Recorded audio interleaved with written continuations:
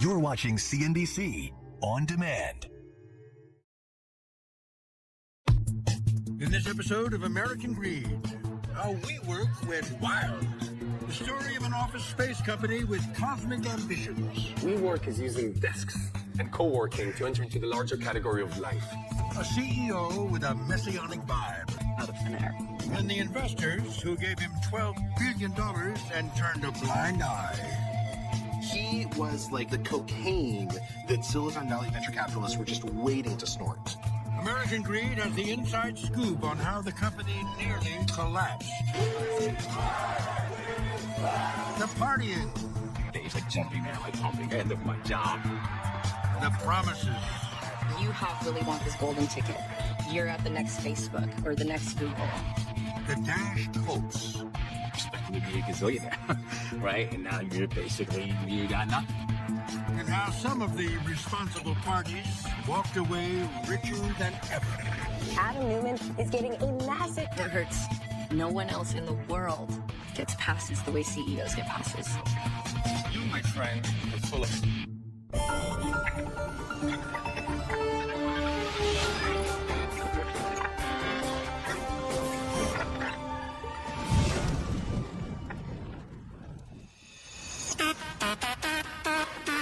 Garden. The legendary venue has hosted the world's biggest pop stars over the years.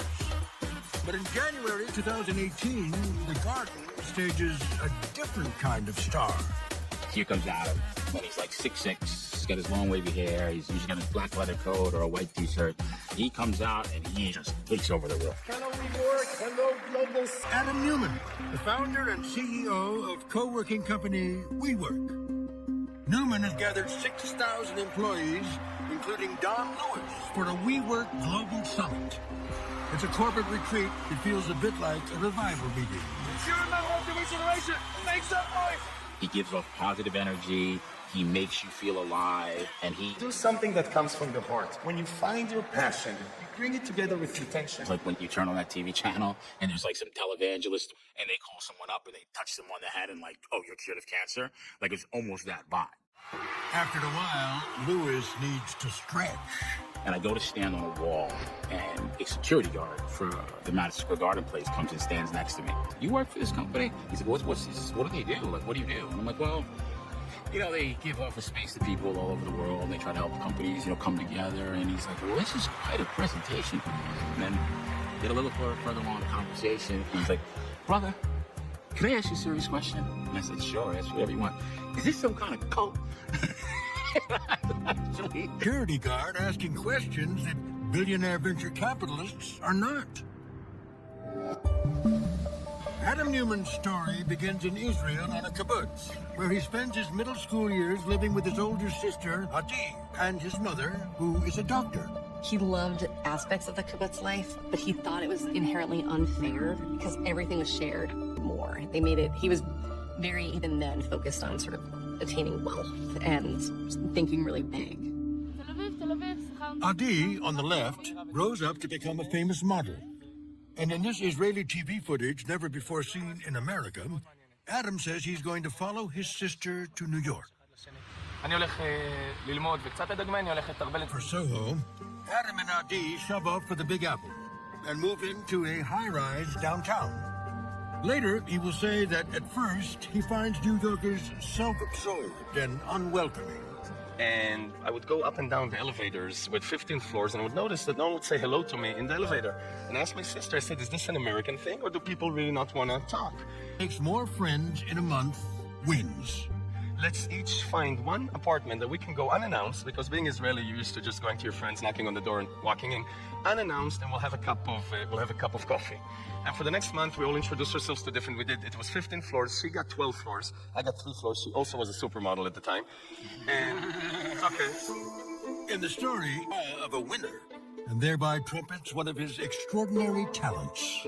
He is a complete genius at connecting. People who would be in the apartment at the time, people who lived in the apartment say that, Adam, even then, was always like, you'd come into his apartment. He's like, let me tell you about this business idea that I have. Newman launches 2 businesses that fail, building in Brooklyn.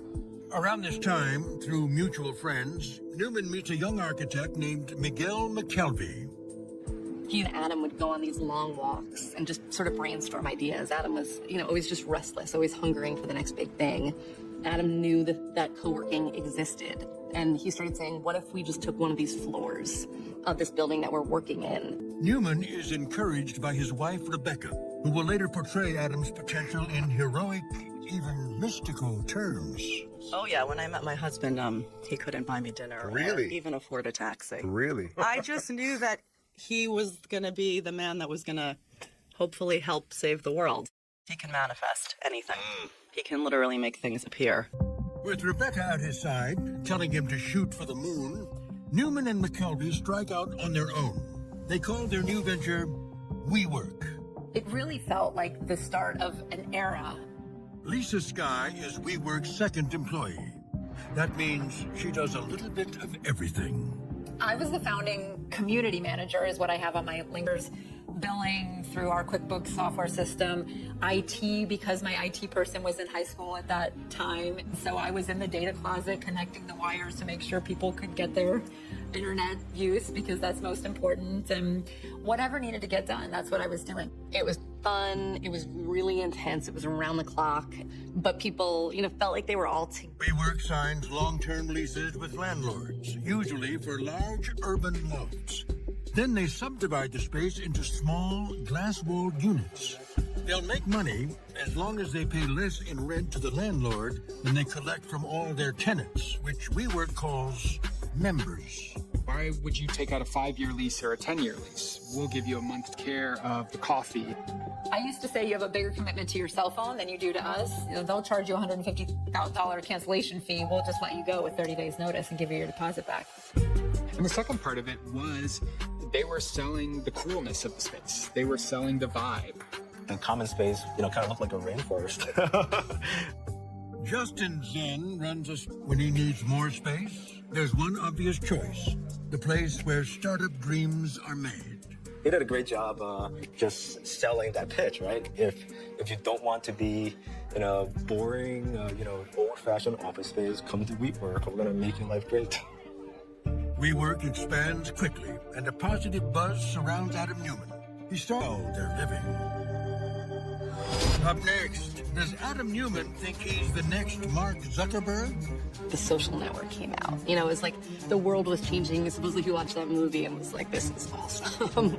I want to do this.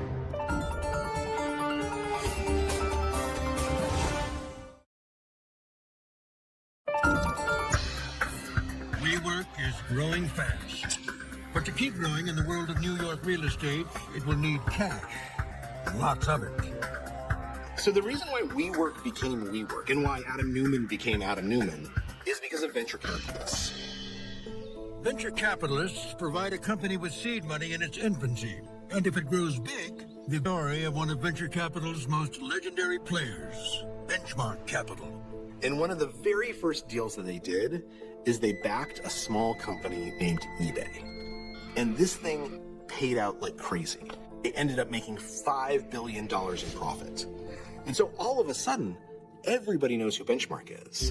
In 2012, Adam would like to meet him and take a tour. So Adam's very well known for giving these tours of WeWork space, and he loved to give these to investors.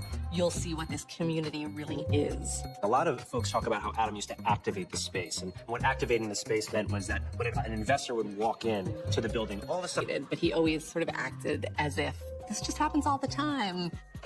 Essentially, it was get people on the floor. We don't care how, we don't care what you do, just get people on the floor. And investors in general were awed, really, walking around. And that was the case with Bruce Dunleavy. He flew from San Francisco to New York. He was skeptical. It was a real estate company. Venture capitalists scale up.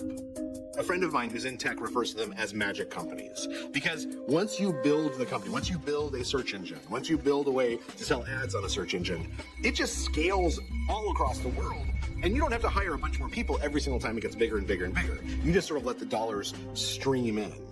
Real estate is just a completely, fundamentally different model. You can't get around it. So WeWork is a real estate company, right? There's no question about that. Like, They're renting real estate, they're selling real estate. It's not really a tech company. Who's your biggest client? So we don't have clients with members. Adam didn't have an MBA. He didn't know finance, but he somehow figured out how to convince the top investors in the whole world that this real estate business likes to invest in software as a service. So WeWork says, me too, and positions itself as space as a service.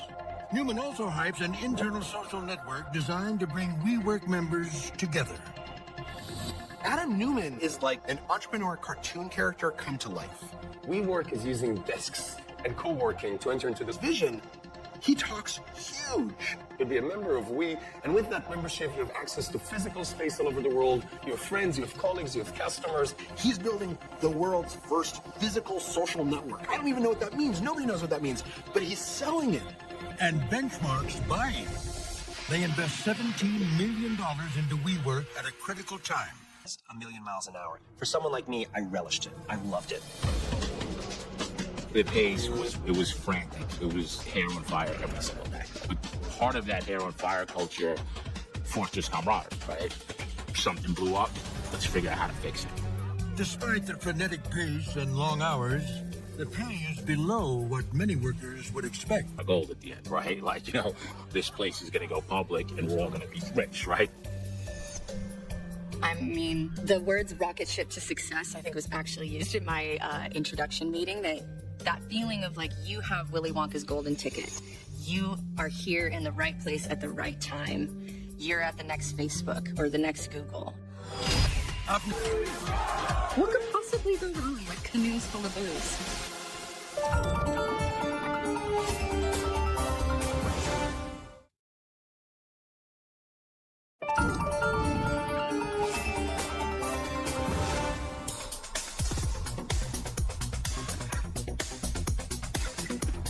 In 2015, reiterates his idea that WeWork is not a real estate company. How fast are you growing? Very. What kind of numbers are we talking about? We're talking about probably one of the fastest physical expansions that has been seen for the past 10 years. London, Tel Aviv, Amsterdam. So this is about workspace, right? If I need a desk somewhere? This is much bigger than workspace. Okay. This is about changing the way you work. But Adam was saying, no, that's not the business. The feel of being like a startup incubator in a way. And WeWork knew that when you get a lot of interesting people together, that interesting things happen. If I'm starting a business, I need a great graphic designer, a good web developer, I need a PR team, I need a lawyer, and I need someone to help me with sales. And all of that put together is what you can find inside of WeWork, both physically and virtually. I don't think the community is as close as what they were. After moving his startup into a WeWork space. You know, there's free beer every day at 4:30. They literally wrote in a keg.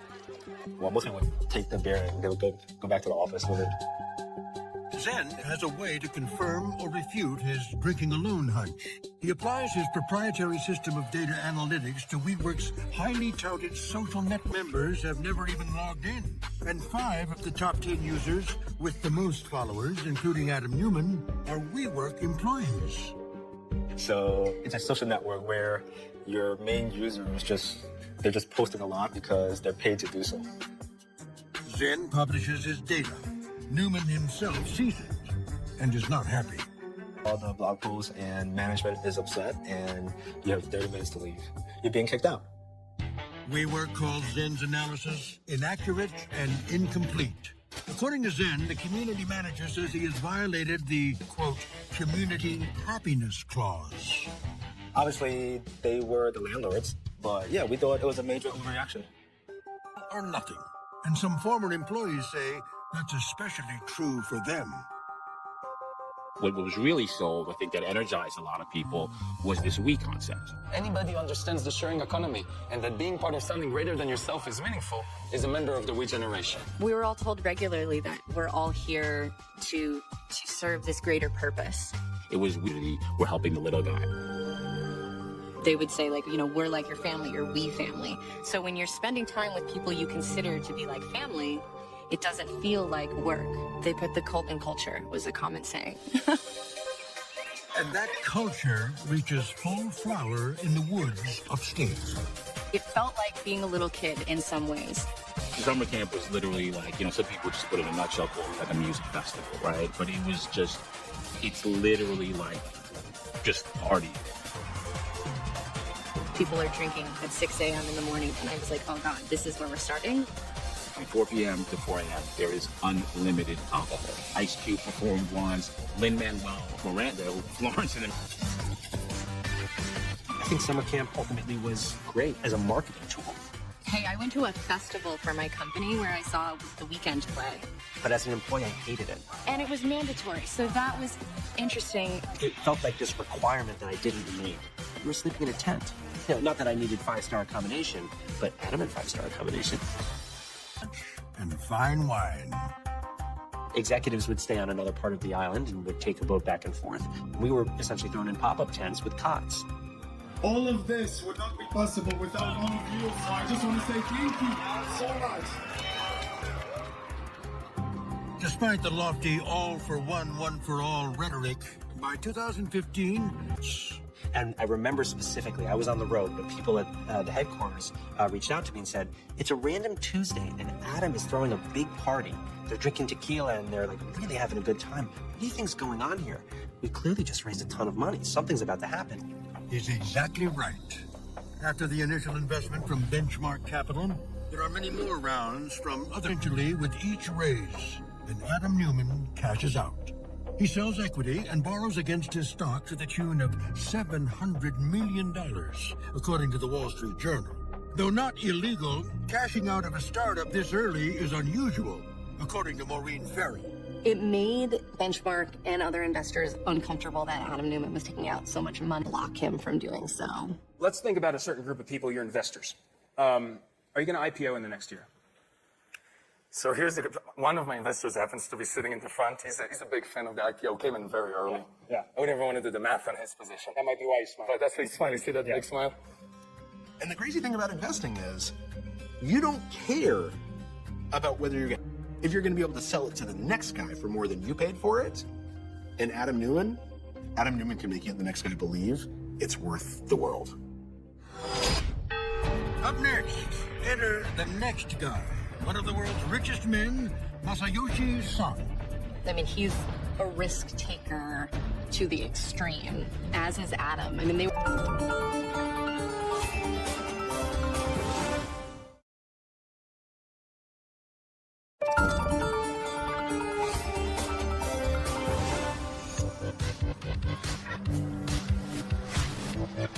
At WeWork's corporate headquarters, Adam Newman is expecting a very important visitor. It's Masayoshi Son, one of the world's preeminent tech investors. You either think that he's brilliant or crazy, or maybe both. Maybe you have to be both to make the kinds of gambles and bets that he's made over his lifetime. Masa tells Newman he's in New York to meet the new president-elect. And on the way to Trump Tower, he'd like to swing by WeWork.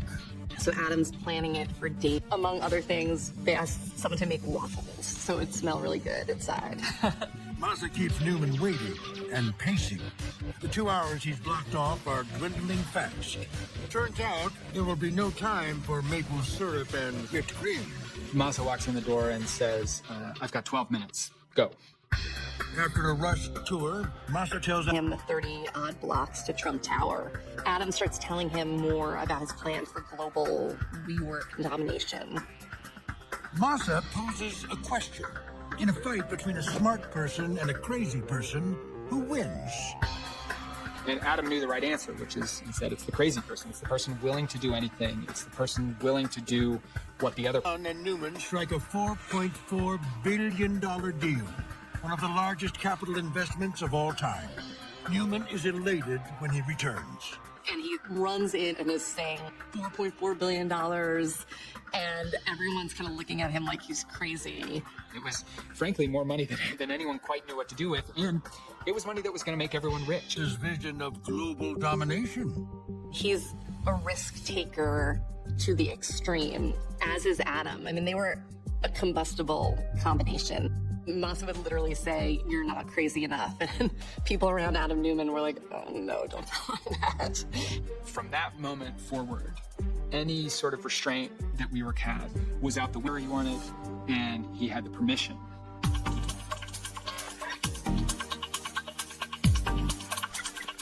I mean, he was living large before the SoftBank investment. It just amped up to such an extreme.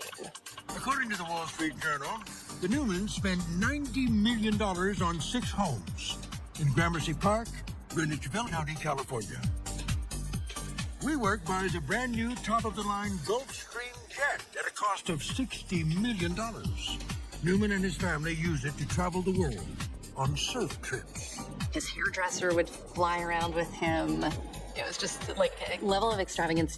It's kind of unimaginable, even for a paper billionaire. Chief Brand Officer. It all of a sudden became, oh, this is a company founded by Adam, Rebecca, and there just happens to be this guy named Miguel. But he does culture and stuff. Don't worry about him. And she became a face. We've got Rebecca Newman in the house. Good to see you. Thank you so much for being here. I appreciate it. I'm in your house, actually. This is the... And then it morphed into, well, I helped co-found this company.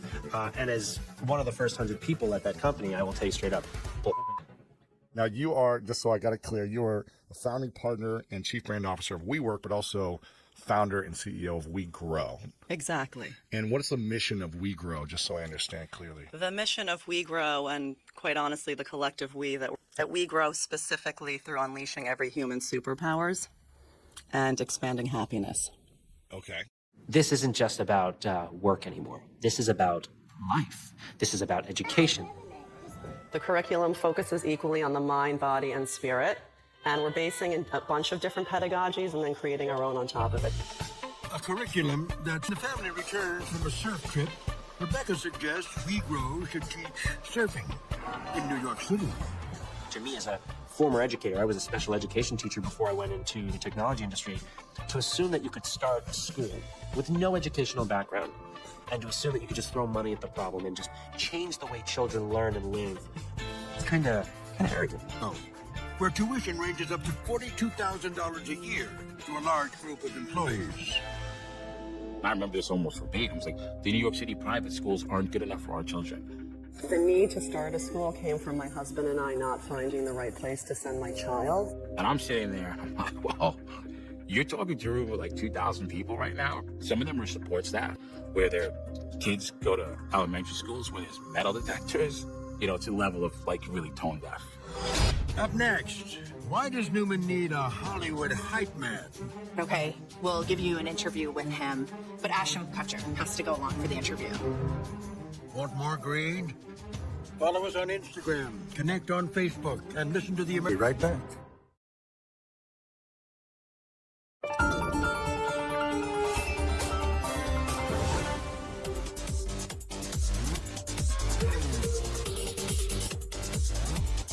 Powered by a billionaire who tells him he's not crazy enough, Adam Newman puts WeWork's pedal to the metal. The pace at which the buildings roll.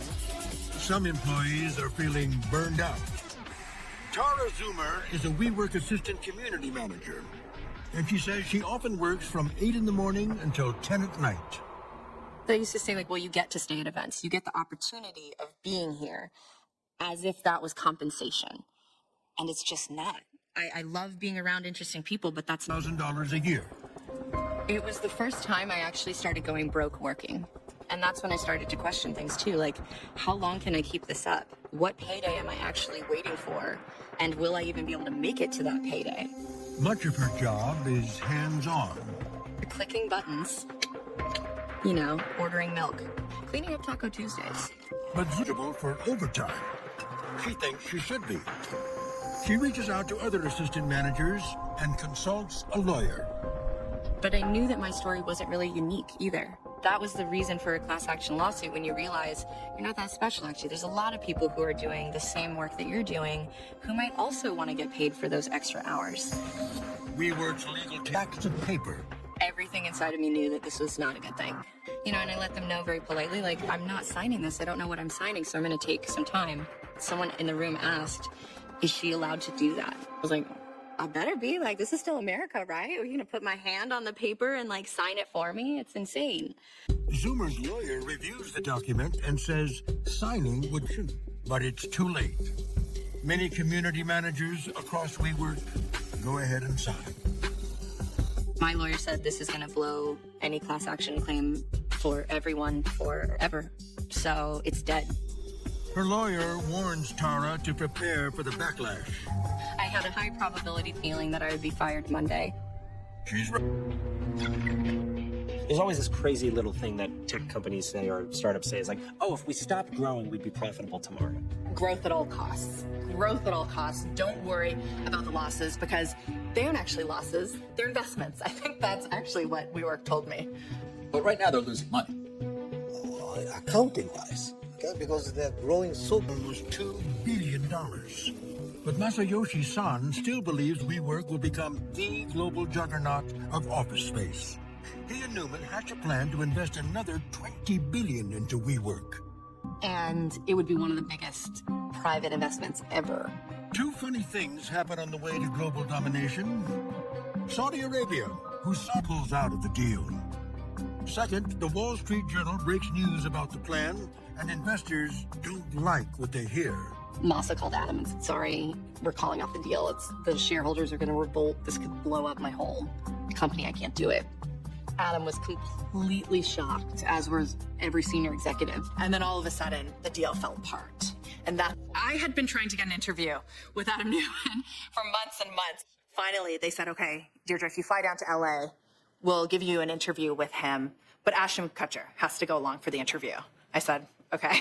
In addition to being a TV and film star, Ashton Kutcher is a successful technology investor. But when I actually got underneath the hood, I would describe Ashton Kutcher company, and I realized that through the technology that this company has, it has a greater capacity than any other company in the entire world to bring... Kutcher argues that Masa's commitment is still enormous by almost any standard.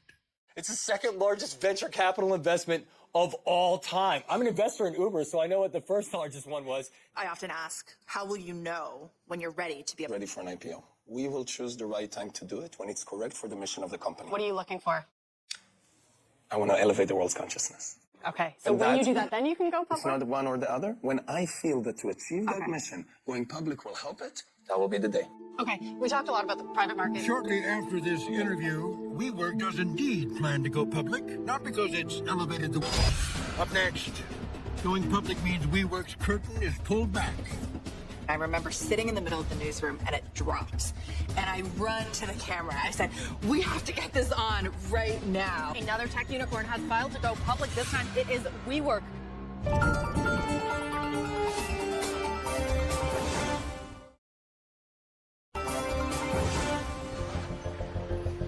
As WeWork prepares for its Wall Street debut, Adam Newman's behavior is a bit erratic. He's skipping board meetings to go surfing, and he reportedly tells several WeWork executives he wants to be the world's first trillionaire with a T.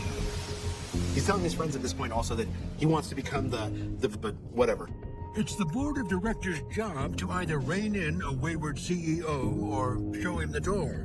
With WeWork, neither happens. They just wanted to get rich. And so in the interest of getting rich, they totally ignored what was clearly bat crazy because all they saw was a payday right over the horizon. To get there, typically these are dense and filled with data, explaining in detail how a company makes money. But Adam and Rebecca Newman take it as an opportunity for self-expression. She treated it like the September issue of Vogue, that this was going to be a beautiful document. Adam thought it was his masterpiece, like the best thing he had ever written in his entire life. Feel much about WeWork, and finally answer the question, what makes WeWork so special?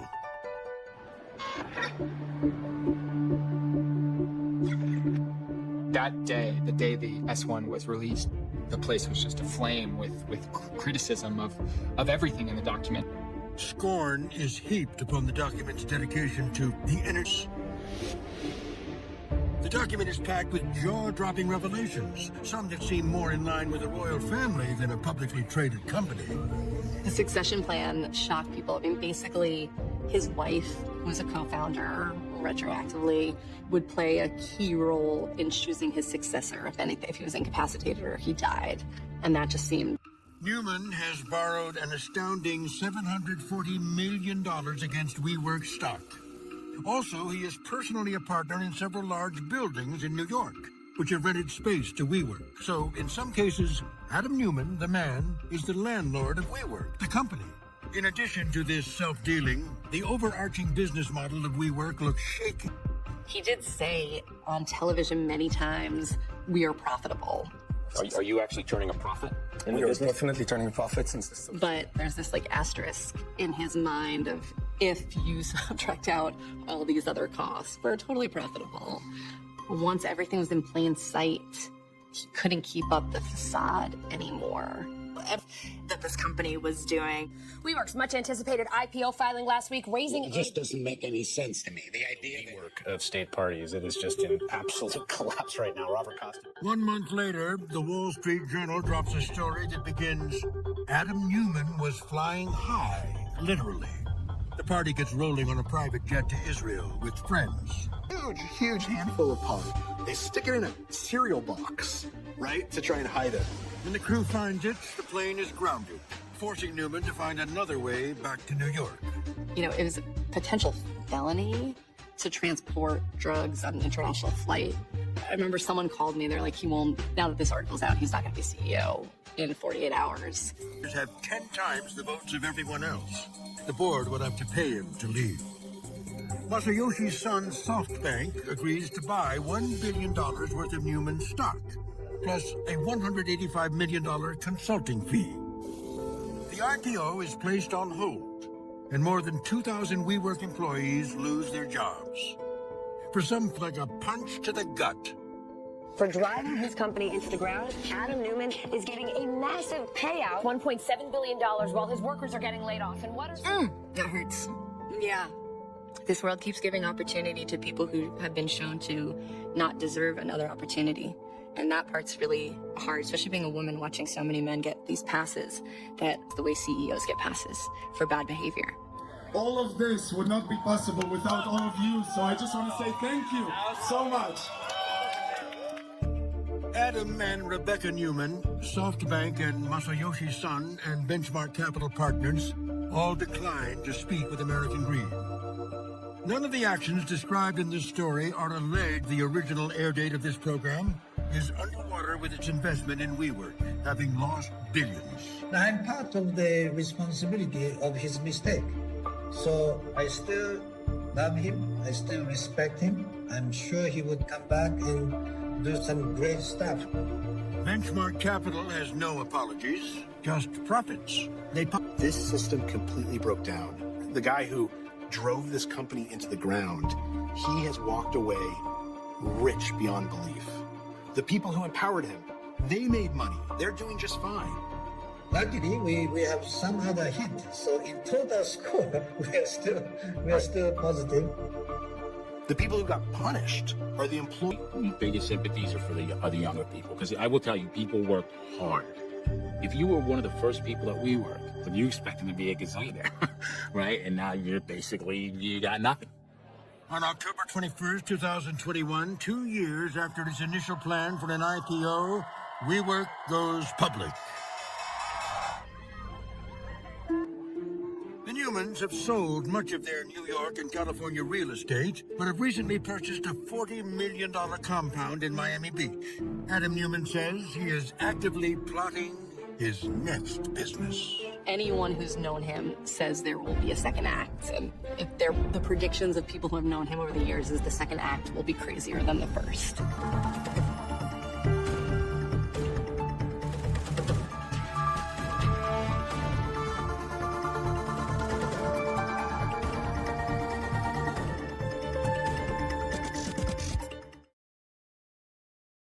You're watching CNBC On Demand. In this episode of American Greed, what brings down the 737 MAX? It's still a mystery tonight what caused this brand new plane to crash into the ocean. The Boeing company's fastest selling jet falls out of the sky on a crash site the size of a football field. In all, 346 people are killed. I'm not able to go on with my life. I don't know how to live this life. And the 737 MAX is declared unsafe. The FAA today ordered the planes grounded in this country. American Greed digs up the story of the jet that kills. The deadly desire that I've seen, and there's no close second. The frenzied production. Make it work, have it fixed tomorrow. And the stinging allegations of corporate greed. You're continuing to work to make $30 million a year after this horrific 2 accidents that caused all these people's relatives to go, to disappear, to die.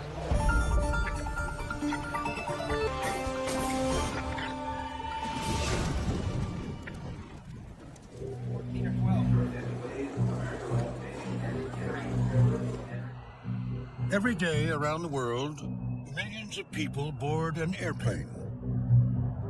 They sit down, fasten their seatbelts, trusting that the plane is entirely safe. 4-year-old Samya Stumo from Western Massachusetts does in March 2019.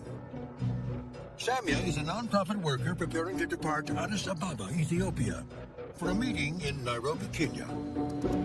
At 8:30 in the morning, she texts her mother to say she is on Ethiopian Airlines Flight 302, a new 737 MAX jet.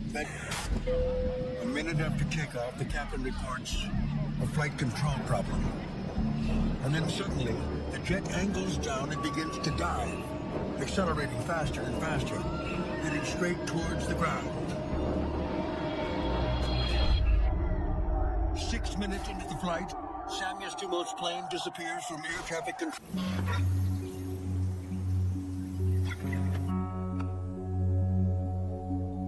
I heard it in the middle of the night.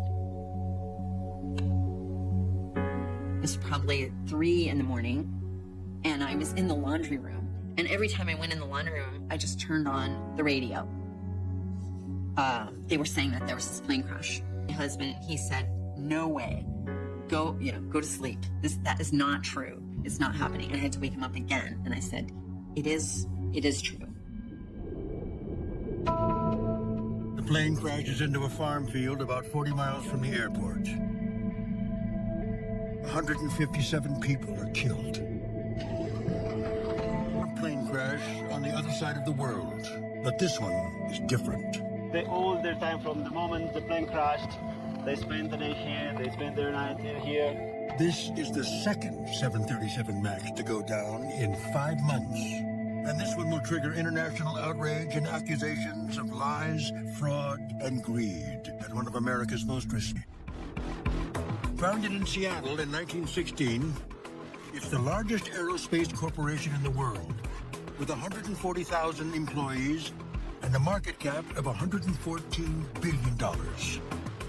It's a business that literally changes the course of history. Boeing's legendary bombers helped win the Second World War. Its engineers helped take men to the moon and revolutionize air travel. And with each new design, Boeing becomes synonymous with trust. It's a trust of the actual core of Boeing, and that's the engineers. Every day, pilots like Dennis Taser put their lives in the hands of Boeing engineers. I've seen the layers of protection, this other thing in there, and I go, well, how bad's it gonna get? We're planning for everything. And that's why practical, meticulous engineers like Stan Sorscher love working at Boeing. He starts at the company in 1980. We had a lot of opportunities, as engineers to make things work, solving the right problems in the right way. But in 1997 brings to Boeing a cutthroat culture of cost cutting. Let me say that this is a spectacular and wonderful day for the people of the Boeing Company. But some say it is anything but. In the years following, engineers begin to sense that their contributions are no longer valued. We really were not the center of the universe anymore. And so, in February 2000, 17,000 engineers and technical workers do something surprising. What's being called the biggest white-collar strike in U.S. history. They throw down their pocket protectors and walk out. The rallying cry of the strike is, "No nerds, no bird." In leader. But it was very heartfelt. This was a serious, emotional moment. In the end, the engineers win their battle for a new contract. But the next year, Boeing executives turn their backs on frontline workers and move company headquarters to Chicago. New Boeing is born. It transformed itself from an engineering company into a financial corporation. For more than 50 years, consumer safety activist Ralph Nader challenges corporate profit-seeking. But Boeing will become a personal target. Instead of focusing on engineering, research, and development, it focused on the stock. And while Boeing denies the allegation, that focus leaves the company open to an accusation of greed, because prioritizing the price of Boeing stock can help the bosses get rich. You tie more and more their pay to the stock price or something related to the stock price, and their pay goes up, the money goes into their bank accounts. They're saying, really what matters is getting the stock price up. And one way to get the stock price up, Boeing does just that. From 2004 through 2008, Boeing spends $11 billion on buybacks, and that is just the start. No, stock buybacks don't create any jobs. They don't bolster pensions. They don't get put in research and development. They just increase the metrics for executive compensation for the guys. Into buybacks, critics say the company is engaged in a new kind of engineering, financial engineering.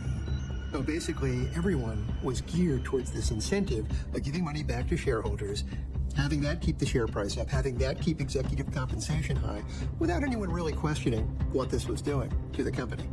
But in 2011, Boeing gets 4,000 miles away from Chicago in Toulouse, France. One of Boeing's top competitors, Airbus, is busy producing the jet airline companies are desperate to buy. It's the A320neo. Airbus promotes it as the answer to the high cost. And with the Neo, Airbus hits Boeing where it hurts, luring one of its best customers, American Airlines. American was a long-standing Boeing customer, big 737 user. And basically, Airbus went in and said, we've got the new engines, they don't, fuel is expensive, you need this. And American broke with Boeing and said, yep, we're ordering it. The company rules out designing a new plane and goes with a plan that saves an estimated $7 billion and years of production time. Airbus springs their trap, and the only thing we can do from, standing flat-footed is derivative of the 737. The 737, that's Boeing's workhorse. In the 1960s, that already has been upgraded over and over. This time, the old machine gets large, fuel-efficient engines and an impressive name, the 737 MAX. Boeing's ads, like this one, are convincing. But what does all this mean when you're running an airline? It means for once, your decision, MAX. Sold. The MAX becomes the fastest-selling jet in Boeing history, with 3,700 orders at its delivery date. Each jet is estimated to bring in a profit of $15 million.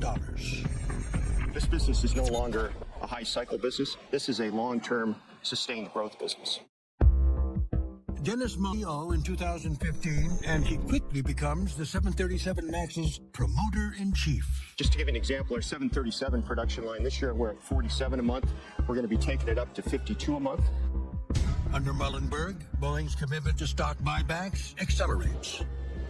He spends $30 billion in 4 years, bringing the total spent in 74% of Boeing's net income in that time. Meanwhile, Boeing stock is soaring.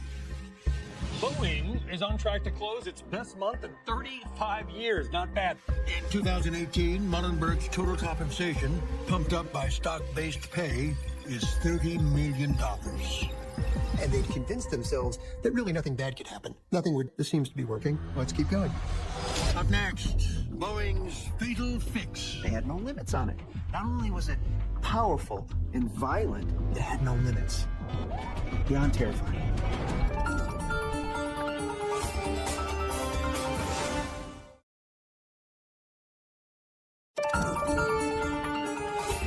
On an October morning in 2018, in Jakarta, Indonesia, 181 passengers board a brand new Boeing 737 MAX, Lion Air Flight 610, for a 75-minute flight to a city on a nearby island. Their pilot is 31-year-old Bhavye Suneja, with more than 6,000. But still, his mother, Sangita, who works in commercial aviation herself, worries about his brand new jet.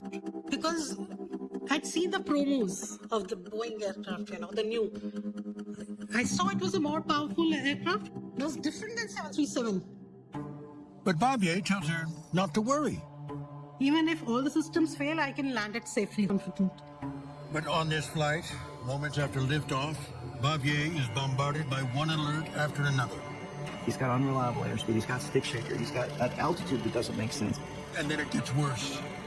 2.5 minutes after takeoff, as the airplane climbs above 2,000 feet, it inexplicably heads into a violent 700-foot dive. Pulls back on it, and when he hits the thumb wheel switch, it stops. It takes a break. But then, as if the plane is possessed, it begins to dive once again. Nose comes down. It runs faster than anything you've ever experienced. For 11 minutes, the jet careens through the air. So he battles this over 20 times. All this other noise is going on. I mean, he has a knife wound across the belly. Finally, Babier asks the first officer to take over while he checks the manual. There is nothing there to help. Last struggling moments, he's the one who tried hardest, you know. And these pilots never gave up. There's some point where the Earth is just coming at you too quick. 12 minutes after takeoff, 50 miles per hour. 189 people are killed, including 3 children. Shortly after, in Washington, Congressman Peter DeFazio, the chairman of the House Transportation and Infrastructure Committee, gets a visit from the head of safety for the FAA. He said this was a one-off, never going to happen again. Pilot error. Sangeeta hears that and hears her son being blamed for the deaths of 188 people. If you look at the history of aviation, any aviation accident that happens, you know, the easiest thing is to blame the captain. But this time, the explanation is found in the trade-offs Boeing makes to upgrade its 50-year-old 730. Luis, an aerospace engineer and lecturer at MIT, who will pay a personal price for the decisions Boeing makes, is dumbfounded by what the company comes up with. There was just a cascade of bonehead decisions that were made in this that it's hard to even know where to start. Boeing's problem is that it needs to position. But in the air, under certain maneuvers, that positioning can change the handling of the jet, pitching it higher than pilots expect. And so Boeing solves the problem with software, a program called MCAS, an acronym for the Maneuvering Characteristic Augmentation System. The software is designed to automatically push the nose of an angle. There is nothing wrong with having computers control airplanes. We've been doing it since the 1970s at least. But Boeing makes a critically important choice: to have the software triggered by just one notoriously unreliable sensor, a little vein on the nose of the jet. And that decision was spelled to things. We fill up full of fuel, and then we tell them to defy the laws of gravity. You know, we know that one mistake, one thing going wrong can be catastrophic. That's what we beat into students, right?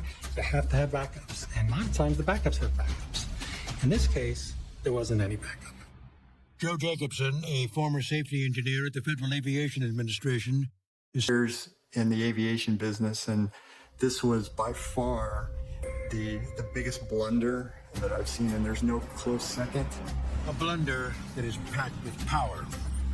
And Boeing designed it to go to the full nose-down position. They had no limits on it. Not only was it powerful and violent, it had no limits. Big gamble. The fact that their own analysis told them that there would likely to be lots of further accidents if they did nothing, and they still did nothing?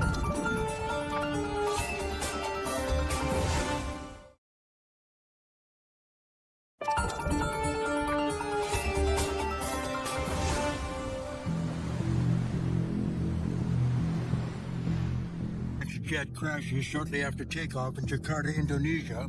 Investigators search for answers, focusing on maintenance records, damaged sensors, and software. But back in the United States, insiders like former Boeing engineer Adam Dixon believe the problem is not software, it's culture. Dixon works at the company for 30 years. I had watched leaders who just were remarkable men and women who put their career second to doing what they thought was the right thing. But more than 20 years into his career, he says the notorious focus on cost cutting and stock price is deeply rooted in the company. That's when he is assigned to work host. Time schedule and cost. You know, make it work and have it fixed tomorrow. Every worker knows there are billions of dollars at stake, and beating Airbus is about beating the clock. That's where all the pressures began that emanated down right from the CEO and the board, right down to the, And according to Adam Dixon, when engineers voice concerns and make suggestions, they are often discounted.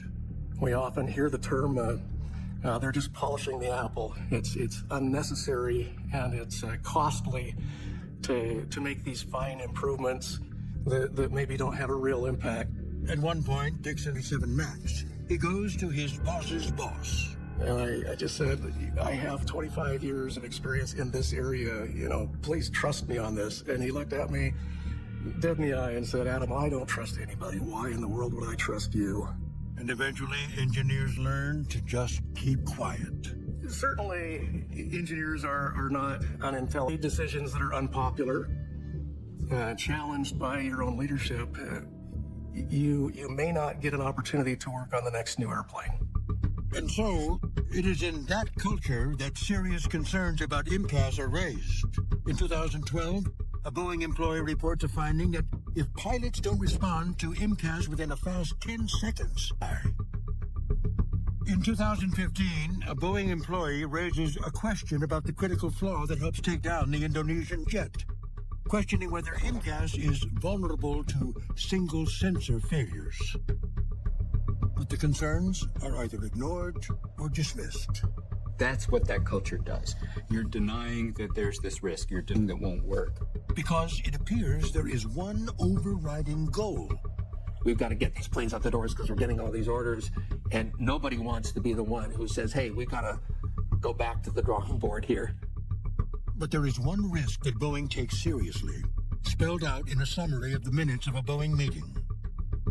If we emphasize MCAS impact, in other words, new software could mean the pilots have to be retrained, and that will cost Boeing money.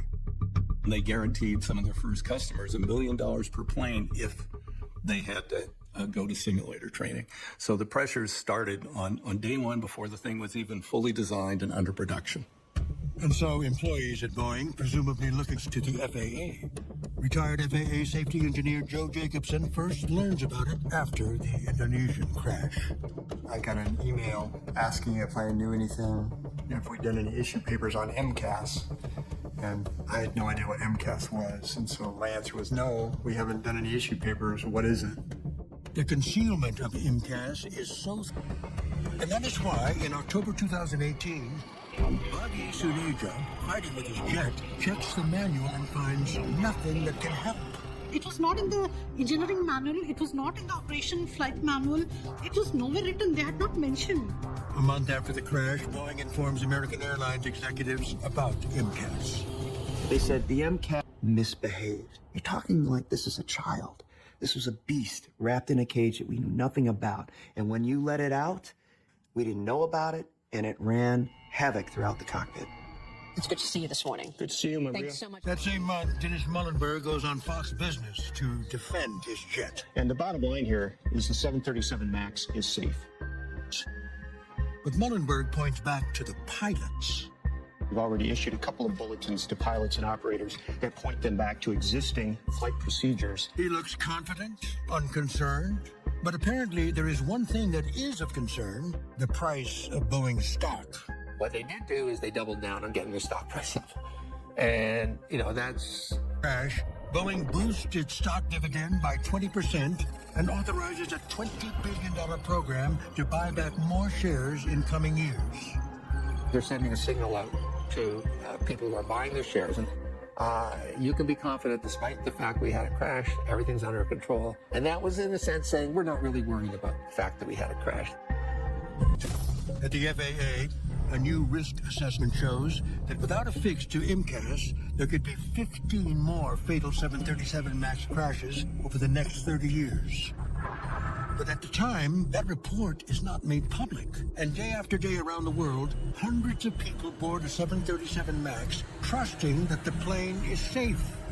That they did nothing? And they still did nothing? It doesn't, I mean, I don't understand how these people go to bed at night. I really don't.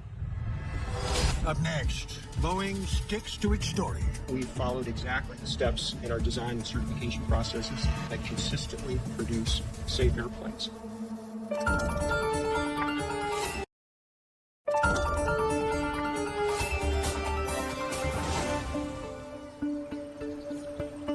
For 25 years, on a 180-acre farm in Sheffield, Massachusetts, Nadia Milleron and Michael Stumo carve a peaceful life for themselves and 3 children.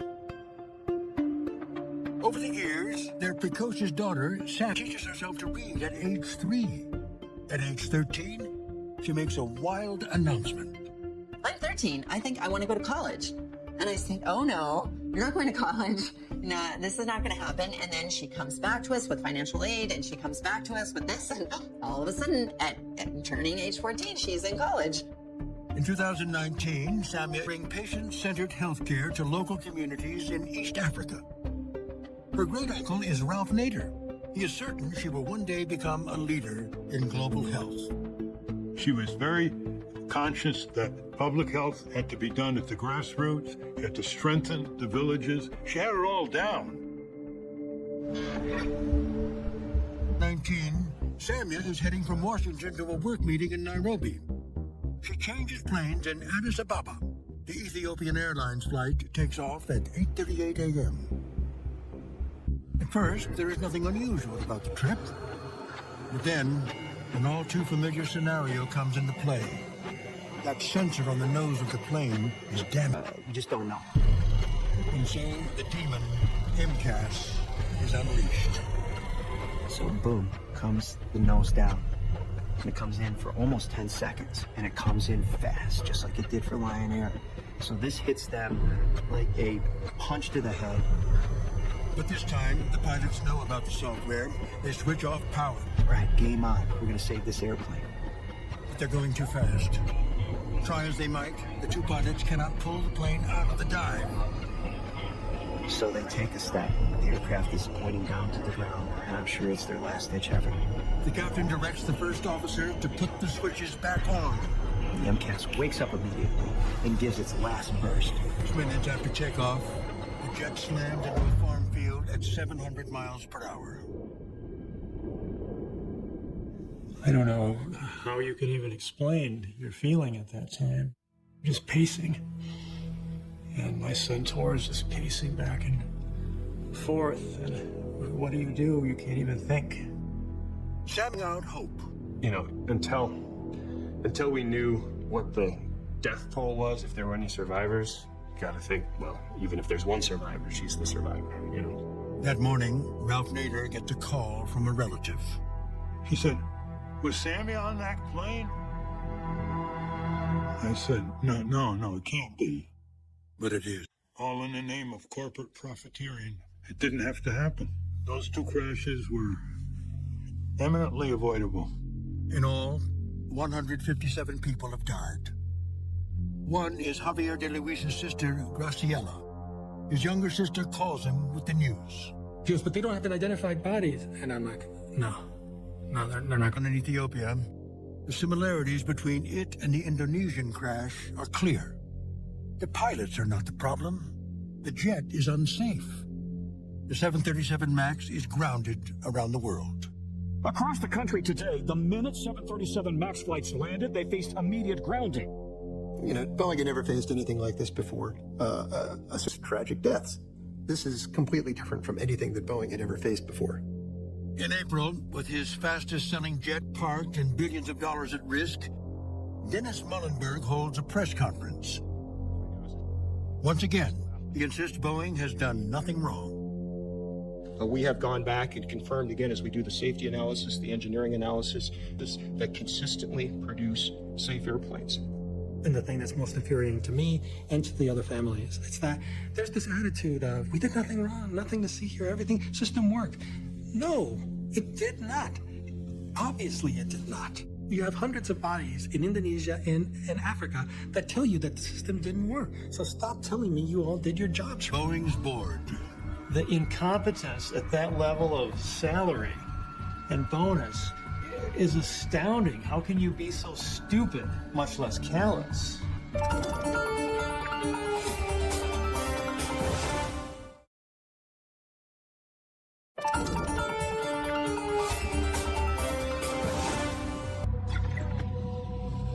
Six months after the crash of Ethiopian Airlines Flight 302, families come from around the world to hold a memorial vigil in Washington. Paul Jirogi lost his wife, 3 children, and mother-in-law. I'm not able to go on with my life. With their personal stories, the families are serving a warning. As we remember our family members, I want to remind you all that you could be in this position. This happened to me because of the negligence within Boeing and within the FAA. At this point, Sammy effort to bring about change. And now we want no third crash. They meet with every government official they can to insist that future travelers be protected. And you have to tell the story every time. It's a new trauma every time. You got to tell the story. But important people are listening. Transportation and Infrastructure begins a series of hearings as part of an enormous investigation into the 737 MAX. I don't think we should be here today.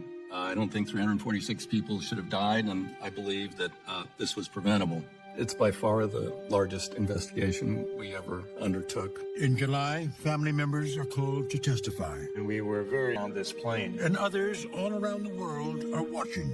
My wife and I came to Washington after Sammy's death far earlier than we would ever want to.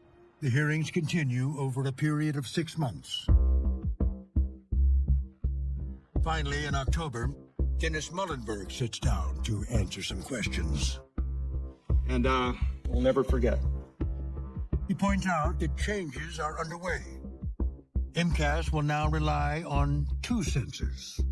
And I guess the question is, why wasn't it that way from day one? Mr. Chairman, we've asked ourselves that same question over and over.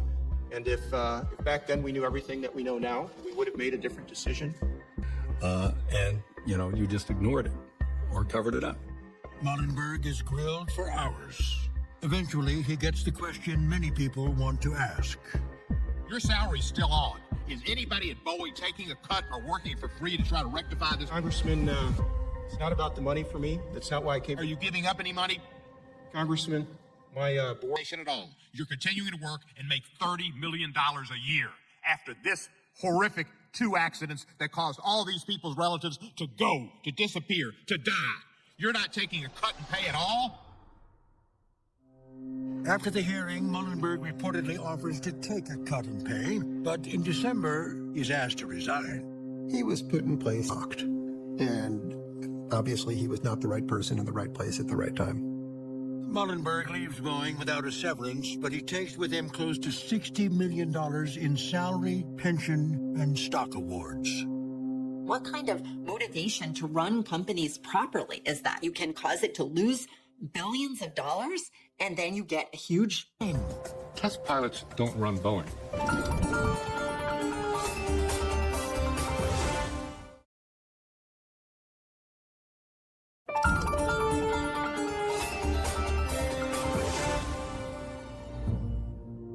For 2 years, following the deadly crashes of the 737 MAX jets, family members of those, there is no question of who is responsible. So it's all for commercial purposes. Very, very clear. The steps from Boeing's decisions at the top, all the way to the Java Sea and to the farmland in Ethiopia, couldn't be clearer. And evidence of Boeing's apparent negligence is expanding. A Delaware judge finds that Boeing's board of directors did not establish a committee to oversee the safety of the 737 MAX until after the second crash, after 346 people had died. The board denies that and settles the case. But victims' families find the judge's 103-page ruling convincing. That level of salary and bonus is astounding. How can you be so stupid, much less callous? But still, the big question is, will Boeing be criminally prosecuted? The answer comes in January 2021. The Department of Justice charges the company with fraud for deceiving the FAA with misleading. But there is a surprise. The employees said to be responsible for Boeing's deception are 2 test pilots. One is later individually indicted for fraud. Boeing has essentially thrown 2 of its lowest-level employees under the bus and assigned all responsibility to them. Test pilots don't run Boeing. Those test pilots did not come up with this word, and it came all the way down the food chain. But the Justice Department finds that the problems are not pervasive and not facilitated by senior management. Boeing settles with what is called a deferred prosecution agreement. The case will likely be dismissed in 3 years. Dennis Muhlenberg and the Department of Justice. For Boeing, it may be that the 737 MAX problems are over. 20 months after its grounding, the redesigned jet goes back into service. With new flight control software and updated pilot procedures, the 737 MAX has been cleared to take off. In all, the whole crisis cost Boeing an estimated $20 billion. The company puts a pause on stock. What went wrong with the 737 MAX? Some believe the answer goes back to the late 1990s, to those days when engineers stopped being the center of Boeing's universe. The cultural explanation for what happened is probably the best. The financial difference between doing MCAS wrong and doing it right is non-existent. The only thing that makes any sense, engineers and a culture that basically ignored their inputs. In a statement to American Greed, Boeing says that it has made significant changes as a company, and to the design of the 737 MAX to ensure that accidents like those in Indonesia and Africa never happen again. But those who are looking for signs disappointed in what they see so far. I had hoped that this would be a major reckoning. They would bring in someone new, and they would say, no, we're going to go back to being what we were, the best aerospace engineering company in the world, and we're not going to watch the daily stock price. But that didn't happen. At this time, Boeing is putting its 2 deadly disasters behind. But for the families of those who were... Our whole life is totally different. Like every single moment of our lives. I, just have trouble getting regular life done. I have a long way to go, I think. And I definitely don't want this for any other family or any other mother.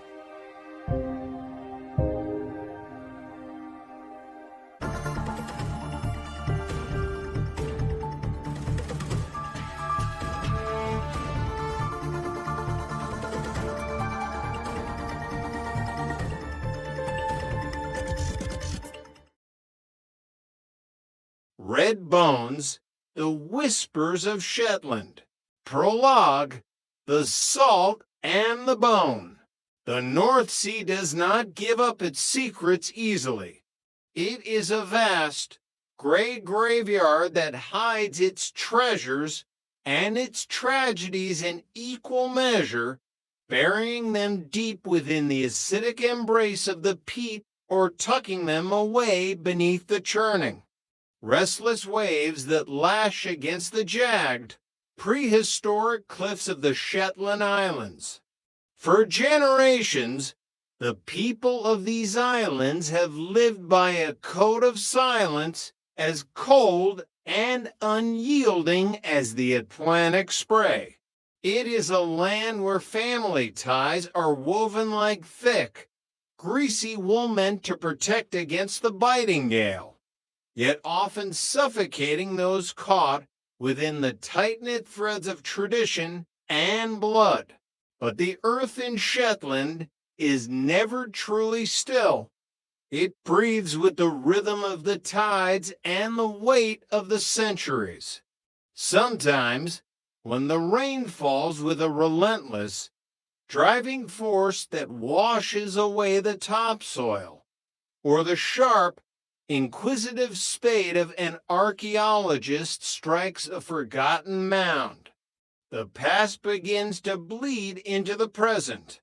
It starts with a mere fragment, a shard of pottery, a rusted Viking coin, or a discolored piece of bone, and soon the whispers of those long dead begin to echo through the treeless hills, demanding to be heard. In the small, wine-scoured island of Bresse, the ground was finally speaking. It was a low, mournful murmur that spoke of old wars, of treacherous betrayals in the dark of night, and of a primal, ancestral hunger for land that transcended the bounds of modern law. At the center of this rising storm stood Mima Wilson, a woman whose life was a fortress built upon a secret so heavy it had shaped her every waking hour for 60 years. She had lived in the shadow of a debt that was finally coming for its due, and the price, she knew in her soul, would be paid in salt, in silence, and ultimately in bone. Chapter 1: The Morning of the Storm.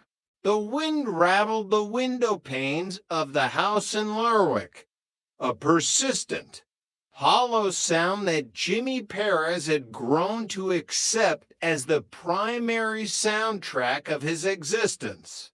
It was a lonely sound, the kind that made the walls feel thinner and the house feel larger than it actually was.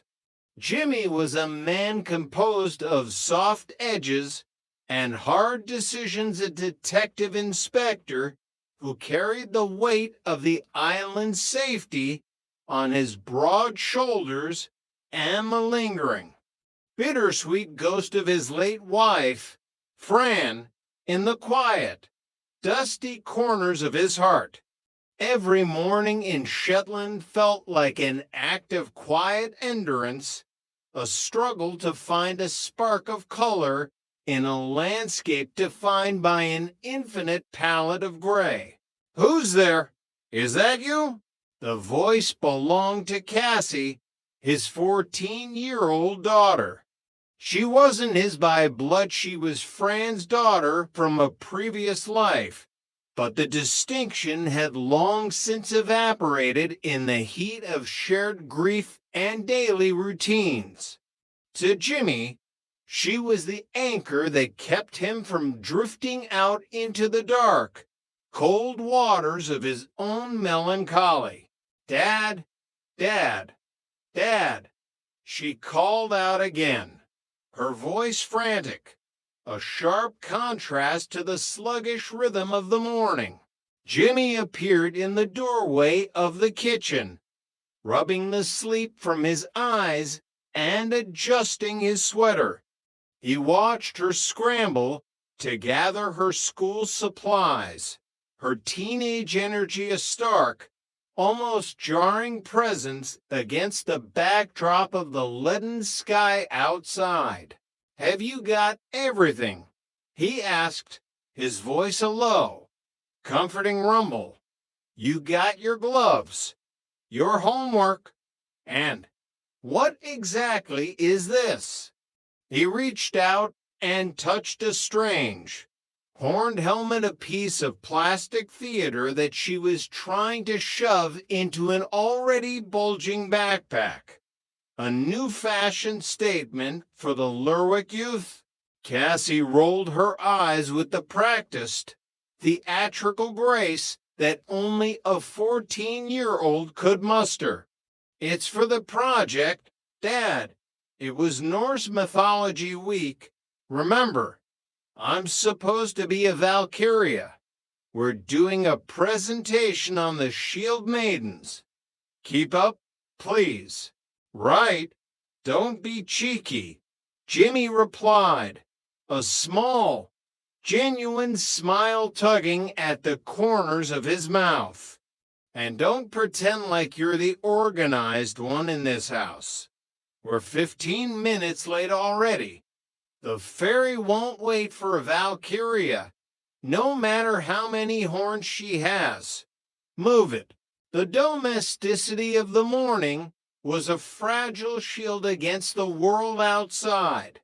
As they stepped out into the biting Shetland air, the reality of the islands pressed in with its usual gravity.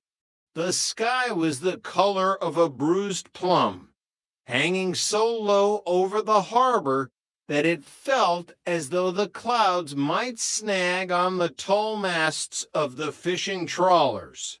When Jimmy reached the police station, the atmosphere was thick with the scent of stale coffee, damp wool, and the low, rhythmic hum of scanner chatter. Billy, the desk sergeant, looked up from a stack of paperwork, his expression a familiar mix of boredom and hidden amusement. "Morning, Jimmy," Billy said, nodding toward the half-empty coffee pot. "Morning, Billy." "Morning, Craig." Jimmy acknowledged the other officer.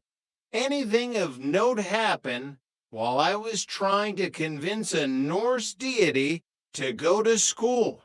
"Robert Junson's in the cells," Craig replied, his voice dry as tinder. "Found him drunk in the market square at 3 this morning. He wasn't just passed out. He was performing, singing Icelandic folk songs at the top of his lungs. The tourists at the hotel weren't exactly appreciative of the 3 a.m. cultural exchange." Jimmy sighed, hanging his heavy coat on the rack. "Better he's singing in a cell than drowning in the harbor. Any news for the Uphelly AA committee?" "It's Justin," Billy said, tapping a memo on his desk with a meaty finger. "The geyser Jarl thinks it'll be the best festival we've ever had. I heard a rumor there's going to be a Lady Gaga squad this year. Can you imagine a bunch of bearded, minus one-stone Vikings in meat dresses and fishnets?" Jimmy smirked, the image both hilarious and horrifying. "You know anything for certain, Billy?" Billy leaned in, his voice dropping to a conspiratorial whisper. "Well, you see, I do. But then, if I told you about it, I'd have to kill you. Squad secrets are more sacred than the law in this town, and you know it." The light-hearted banter was abruptly interrupted by the arrival of Duncan Hunter. Duncan was a local businessman with a shark-like grin and eyes that were always calculating the square foot value of the peat beneath his feet. He was the kind of man who viewed the islands not as a home, but as a collection of leveraged assets. "Oi, Duncan," Jimmy called out. "You coming to hand yourself in for crimes against the community, or are you looking to sublet the cells and rent them out as authentic island experiences to tourists?" Duncan laughed, a sound as hollow as a drum. "Well, that's not a bad idea, Jimmy. No, I'm checking if you still need that engine for your boat. I think I might have found a bargain for you, fresh from the mainland. And will there be a finder's fee involved in this bargain?" Jimmy asked, knowing the man's reputation for never doing a favor for free. "Of course," Duncan shrugged, unashamed. "What am I? A charity. We all have to eat. Inspector, even the sharks." The phone rang then. It was a sharp, insistent sound that cut through the room's levity like a knife through fog.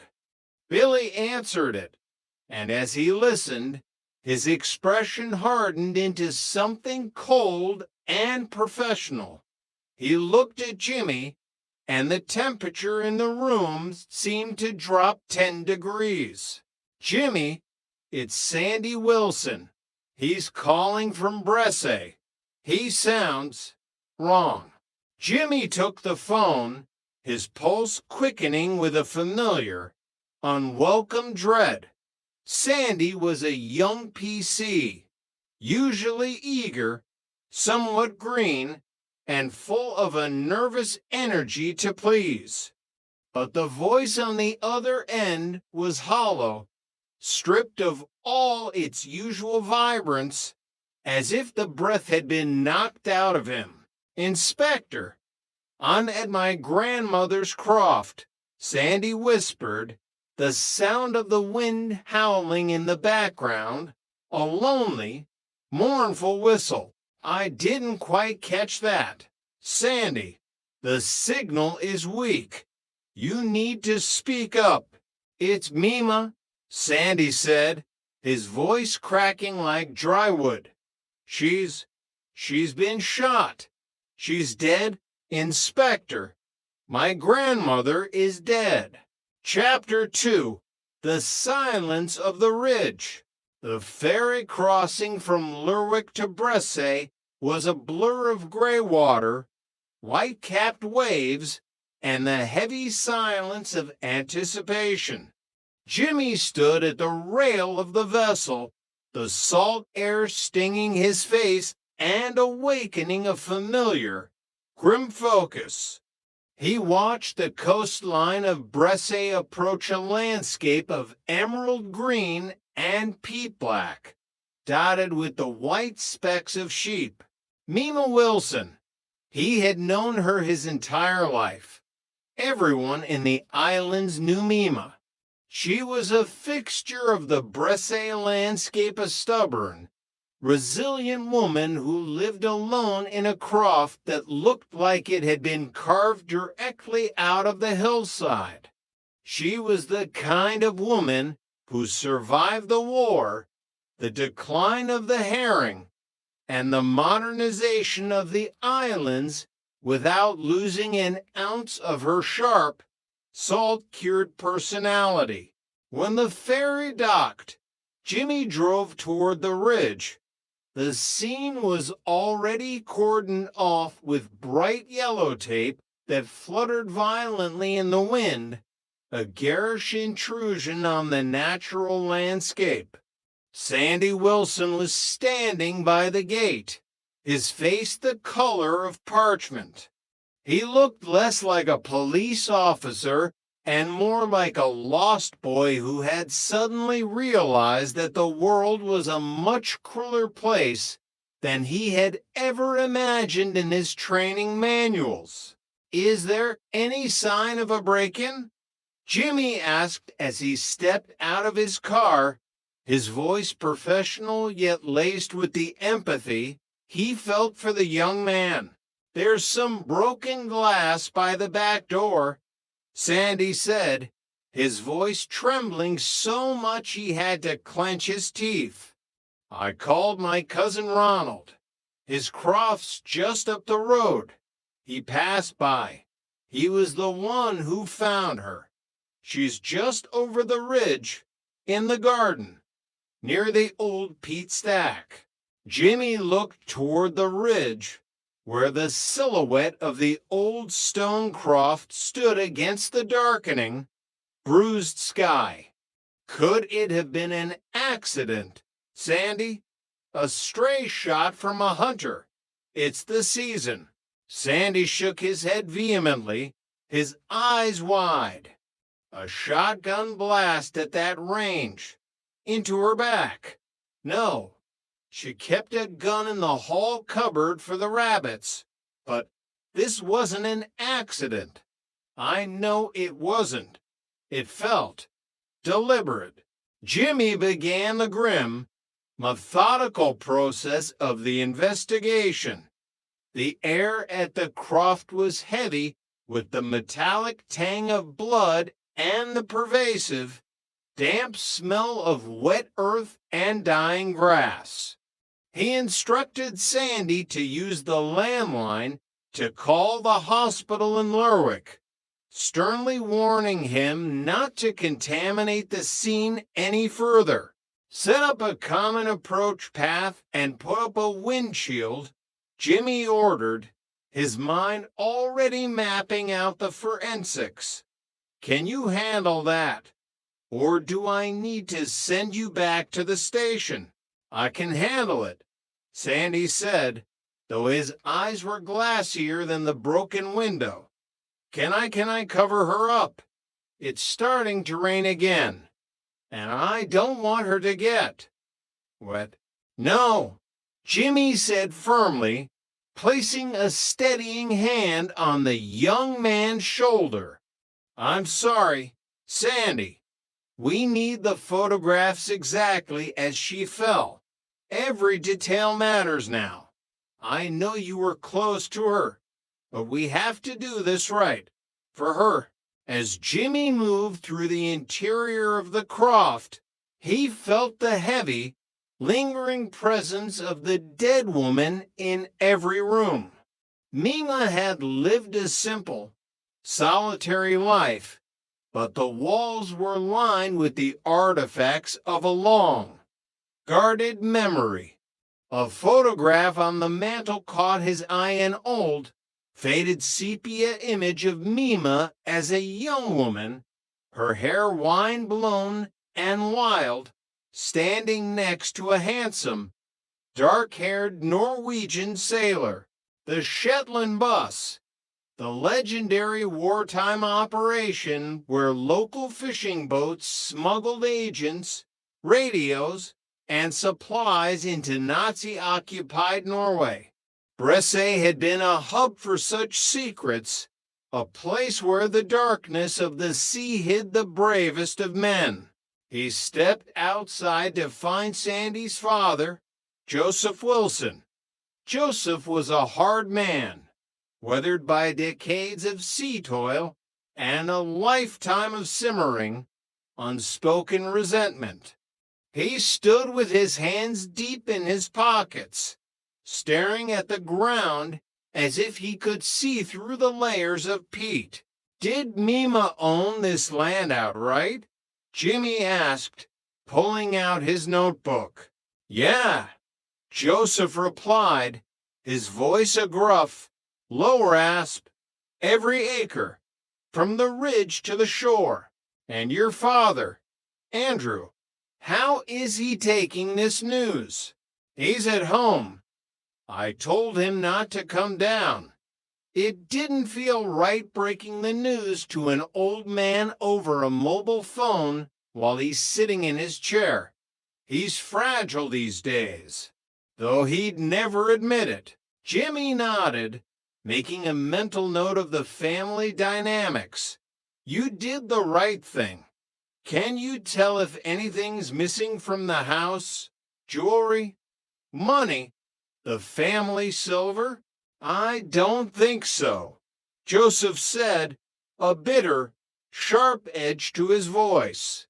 Mima didn't have anything worth stealing. She lived on a meager pension and a great deal of pride. She always lived alone after my father died. She was just Mima, stubborn to the end. Jimmy looked toward the nearby archaeological dig, a raw scar of fresh brown earth against the vibrant green of the hillside. A group of students from Aberdeen University were huddled together near a trailer, looking like sheep caught in a sudden, blinding blizzard. What's the status of that dig? Jimmy asked. Archaeological team, Sandy explained, regaining some of his professional composure. Led by a Professor Paul Birkland, they've been excavating the old mound. They think it's a 15th century Norse settlement, but Mima hated them being here. She called them grave robbers. Jimmy watched the students. In a place like Shetland, where the past was often more relevant and more alive than the present, a dig was never just about science. It was an intrusion into the collective memory of the island. Chapter 3, The Blood of the Haldanes. The investigation quickly fanned out to the neighboring properties. In Shetland, the term neighbor was a complex social contract, usually involving intricate blood relations or feuds that span 3 centuries. The Haldanes were the dominant family on this side of Bresse, and their history with the Wilsons was a tangled web of marriages, property disputes, and long-held grudges. Jimmy visited the home of Ronald Haldane. Ronald was a mountain of a man, a deep-sea fisherman with hands the size of dinner plates and a temper that was whispered about in the pubs of Lerwick. His wife, Anna, was tending to a sleeping infant in the corner of the room, her eyes darting nervously between her husband and the police inspector. "You must be stunned by the news, Ronald," Jimmy said, taking a seat at the heavy oak table. "But I have to ask, you passed by the croft last night." Ronald said, his voice defensive and unnecessarily loud. "I was on my way home. I've been drinking over in Lerwick. It's what I do when I'm off the boat. I work hard and I drink hard. He's been drinking every night since he got back from the last trip," Anna added softly, her voice devoid of judgment, sounding only tired and defeated. "Look, I'm no long back from the Cassandra," Ronald snapped, slamming a massive fist onto the table, making the teacups rattle. "I spent 6 weeks in the North Sea.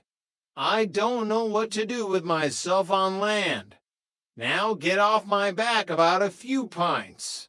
Jimmy remained calm, his gaze steady and unblinking.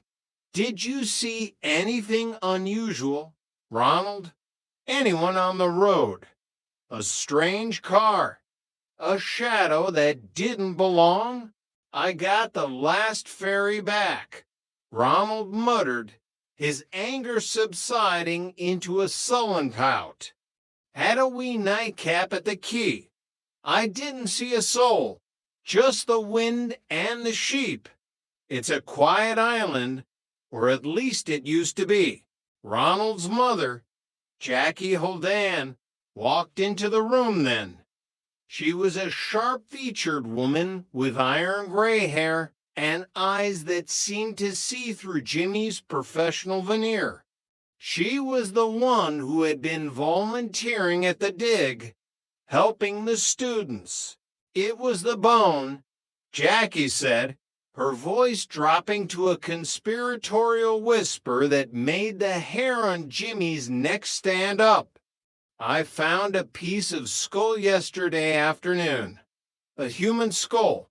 Mima saw it. She was there with the tea. She didn't like it one bit. Said we shouldn't be disturbing the rest of the dead. She looked. Changed after that.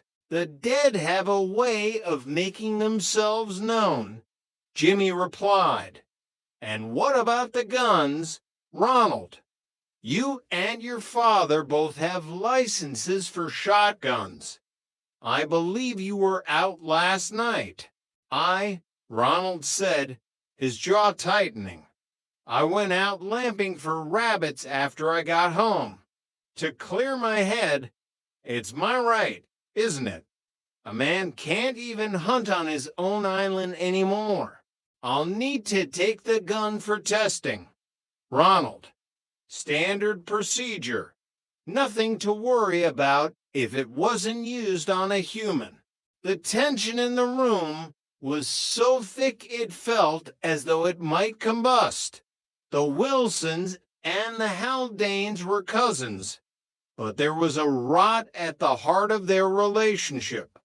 It was a dispute over the very land Mima had died on. Duncan Hunter wanted to build luxury cottages there. Joseph Wilson wanted his mother to sell so he could leave the island. And Mima had stood in the center, a stubborn oak refusing to bend to the winds of change. Later, Jimmy caught up with Joseph Wilson again. The man seemed even more agitated than before. She wasn't an easy woman to love, Joseph admitted, looking out at the gray sea. But she was my mother.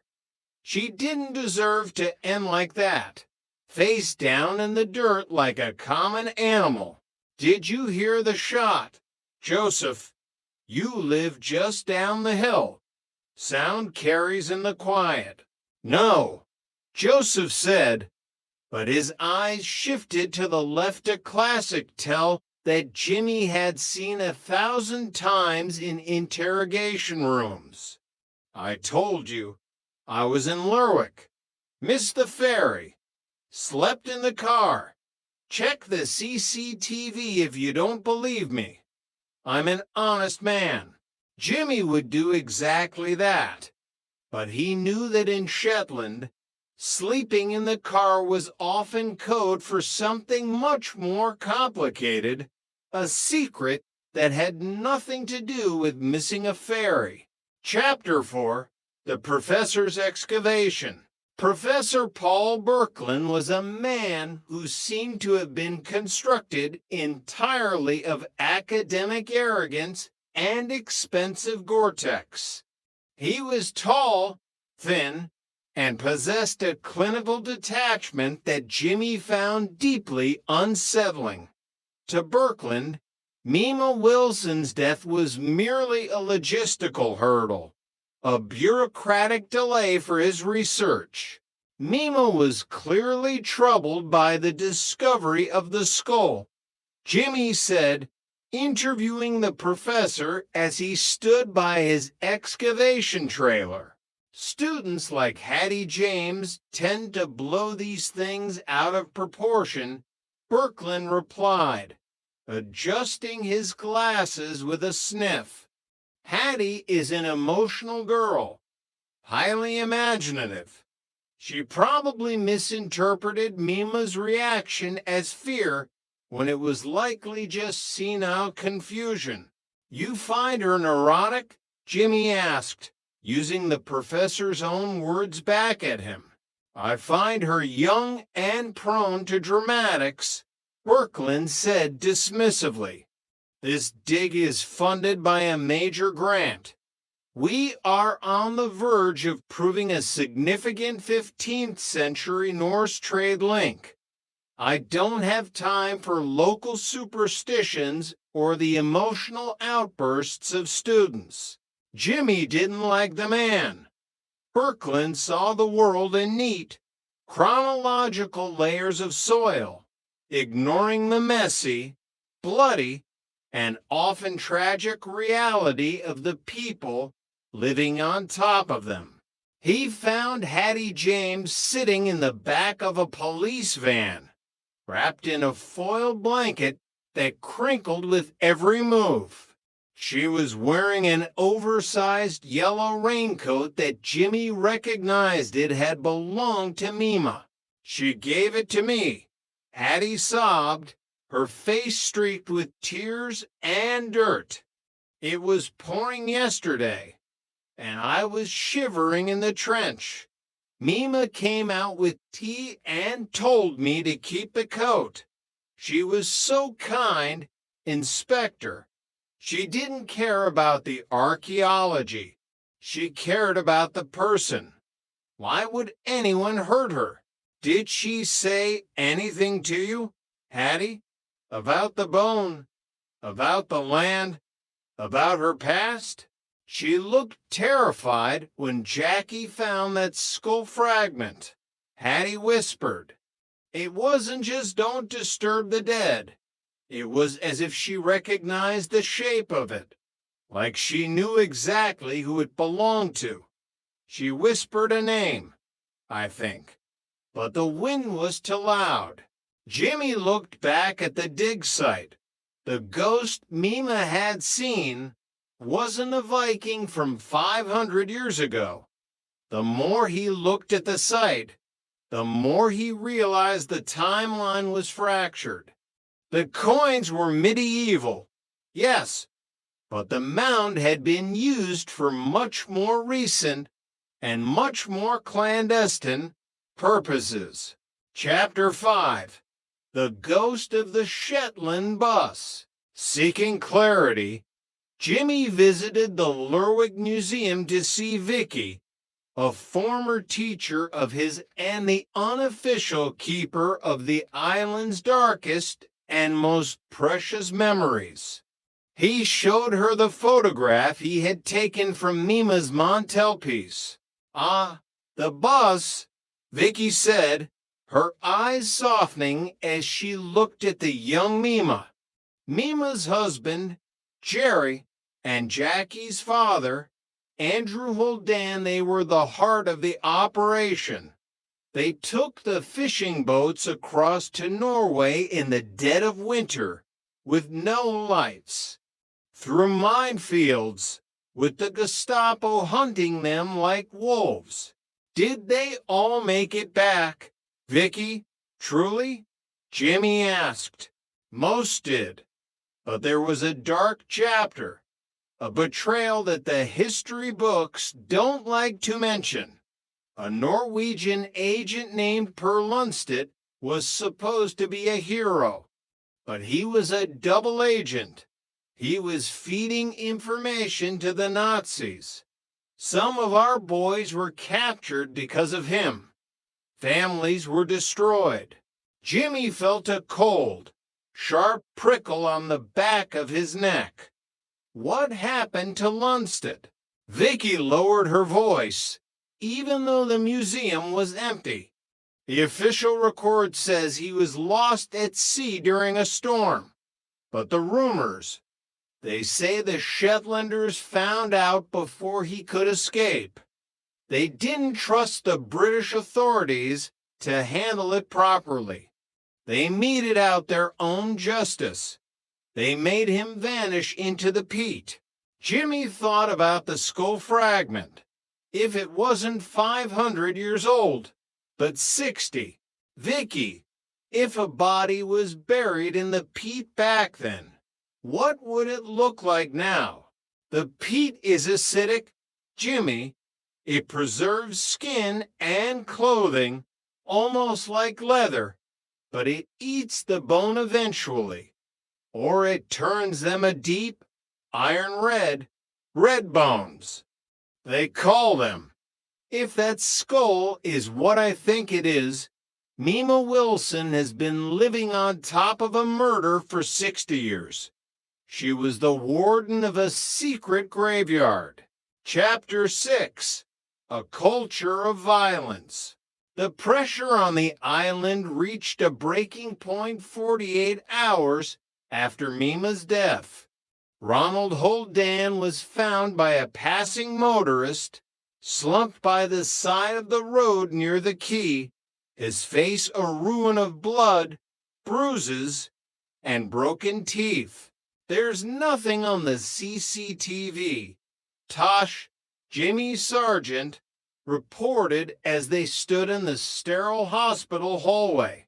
It happened in a blind spot near the ferry terminal. Someone knew exactly where the cameras didn't reach. It was professional. Jimmy entered the hospital room. Ronald looked significantly smaller in the bed. The bravado of the deep-sea fisherman drained away by pain and shock. Who did this to you? Ronald. Give me a name. It was dark. Ronald muttered through swollen lips. I'd had a few pints at the lounge. I didn't see him. Just a shadow. His mother, Jackie was sitting in the corner, her knitting needles clicking like distant gunfire. My boy wouldn't hurt a fly. Inspector, you should be looking at the Wilsons. Joseph wanted that land sold. He's been hounding Mima 4 years to sign the papers. And what about the gold? Jackie, Jimmy asked, taking a dangerous gamble. The knitting stopped abruptly. The room went silent. The only sound the hum of the heart monitor. What gold? Jackie asked, her voice too sharp, too defensive. The rumors of the Shetland bus, that the agents didn't just bring radios and guns. They brought gold to fund the resistance. Gold that went missing when Lundstedt disappeared. That's just old men's tales to pass the time in the winter, Jackie said, but her hands were visibly shaking. Jimmy left the hospital and went home. He found Cassie waiting up for him, sitting at the kitchen table with her homework and a cold cup of tea. She looked tired, the shadow of the murder hanging over her like a heavy, suffocating cloud. Can't sleep? Dad, she asked. Just a lot on my mind. Cass, the island feels smaller today. I know you miss Mom, she said softly. I do too, but you're scaring me, being out there with a killer. This isn't like the mainland. Here, everyone knows where you live. Jimmy sat down and took her small hand in his. I'm working on the boat. Remember, the blue one. Fran always said a blue boat would cheer the whole harbor up. I'm going to finish it for her. And for you. It'll be our way of moving forward. Just come home. Dad, she whispered. Every night. Promise me. The moment was shattered by a frantic call from Tosh. Hattie James had missed her mandatory check-in with the university. Her room at the hostel was empty, and her belongings were scattered. Chapter 7, The Call in the Dark. Jimmy, I need to speak to you. A voice gasped over the phone. It was Hattie. She sounded as though she were running, her breath coming in ragged, desperate bursts. It's about the professor. I found his private field notes. He knew the skull wasn't ancient. He's been looking for something else. Mima. She had hidden it in the walls. Hattie, where are you? Stay exactly where you are, Jimmy shouted, grabbing his car keys. I'm at the dig. I think I see someone. A light by the trench. The line went dead with a sickening, final crack. Jimmy and Tosh raced to the Bresse ferry, their sirens screaming into the night, a lonely sound against the vastness of the sea. The wind was a gale now, whipping the sea into a white-capped frenzy. When they arrived at the dig site, the darkness was absolute, save for the swaying, frantic beams of their flashlights. Hattie, Jimmy called out, his voice swallowed by the roaring wind.